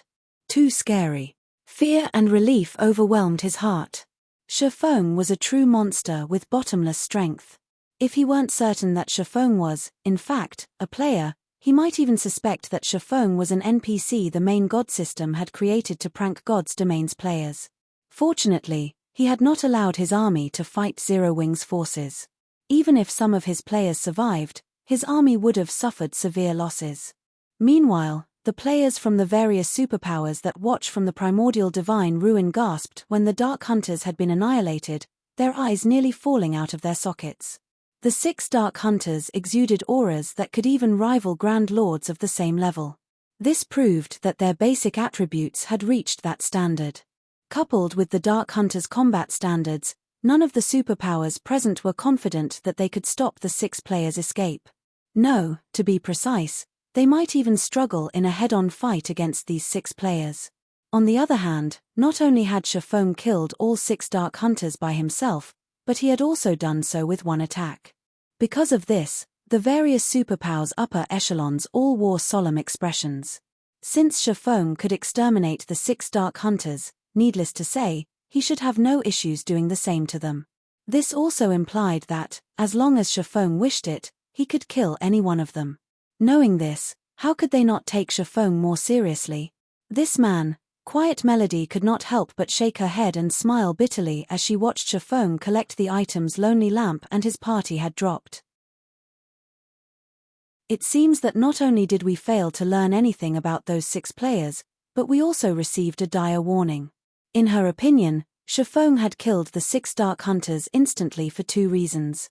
First, he didn't want others to take advantage of his efforts by learning the Dark Hunters' bottom line and secrets. The second reason was to give superpowers like the Sacred Temple a warning. Since he could kill the Dark Hunters so easily, he was naturally capable of killing superpowers upper echelons like her. It was a message that they should reconsider targeting Zero Wing at the primordial divine ruin. Otherwise, they would suffer a similar fate. Blue Jade, who stood beside Quiet Melody, nodded in agreement with her Vice Temple Master's words, complex emotions flashing in her eyes as she watched Shifeng. After this battle, her admiration for Shifeng had doubtlessly increased. However, she also bore a sense of rivalry in her heart. She felt as if she had just found a goal worth working towards. This black flame is truly arrogant. He actually dares to send the various superpowers a warning. Although he is arrogant, he has clearly earned it. Can't you see the various superpowers' faces? Those looks are priceless. It seems that nobody should entertain ideas of targeting Zero Wing at the primordial divine ruin in the future. That's right. Not only does Silverwing Town have such powerful and long-range defensive structures, but it is also protected by so many incredible experts. Even without the NPC guards, nobody would dare to target Silverwing Town and Zero Wing. Both the guilds and the adventurer teams resting at the primordial divine ruin elevated their opinions of Zero Wing. Some adventurer teams even thought of joining the guild as a whole. Now that Zero Wing dominated the Orc Empire's primordial divine ruin, its development speed would be astounding. It might even become a super first-rate guild in the virtual gaming world in a short time. If they joined Zero Wing before the guild became a super first-rate guild, they would have a higher chance of becoming internal members. If they became core members, they'd be set for life. Damn it. Did Black Flame purposefully wait until the Dark Hunters attacked to make his move? Wind Hunter, who watched the battle from a safe distance, cursed as the Dark Hunters died, his complexion paling. He had thought that Lonely Lamp's party could cause Zero Wing some trouble, but they had only succeeded in throwing their lives away. Moreover, he had dispatched quite a few evil demons and evil beasts to reinforce Lonely Lamp's party. As a result, his minions were more clumped than usual, allowing the magic towers to target the monsters more easily.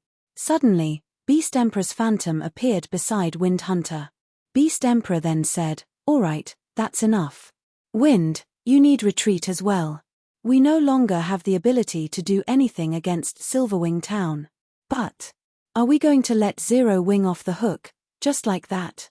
Frustration tore at Wind Hunter. Not only had his campaign failed to damage the guild, but it had also bolstered Zero Wing's reputation. Moreover, his monster army had sustained a lot of damage. This was the first time he had suffered such a severe loss. No. Of course, we won't let Zero Wing off the hook. Regardless of my agreement with Nine Dragons Emperor or my personal reasons, I want to remove Zero Wing from God's domain permanently. But it's not time for that yet, Beast Emperor said as he glared at Shifeng's distant figure, killing intent radiating from his eyes. Because of that man, his path to promotion had been cut short. How could he possibly spare Zero Wing after the losses he had suffered? However, thanks to this operation, Zero Wing has provoked the Dark Hunters. Provoked the Dark Hunters? Wind Hunter could not help his confusion. That's right. The Dark Hunters adventurer team is a mysterious organization consisting of a bunch of lunatics. Nobody can guess their true thoughts. However, one thing you can be sure of is that they are a vengeful bunch. Now that Black Flame has killed Lonely Lamp, one of its core members, the Dark Hunters won't let Zero Wing get away with this, Beast Emperor said, sneering. Zero Wing will only maintain its arrogance for a short time. Once the Dark Hunters take action, Zero Wing's days will be numbered. I understand. Wind Hunter nodded. He then commanded his evil demons and evil beasts to depart from the battlefield. However, even though the evil beasts and evil demons had begun their retreat, Shifeng commanded Zero Wing's members to chase the monsters down. In the end, Zero Wing slaughtered another large number of evil demons and evil beasts. Meanwhile, news of this battle's outcome quickly spread to the neighboring countries. You're tuning in to the Celestial War YouTube channel. Don't forget to subscribe and join us on this journey to catch the most captivating stories,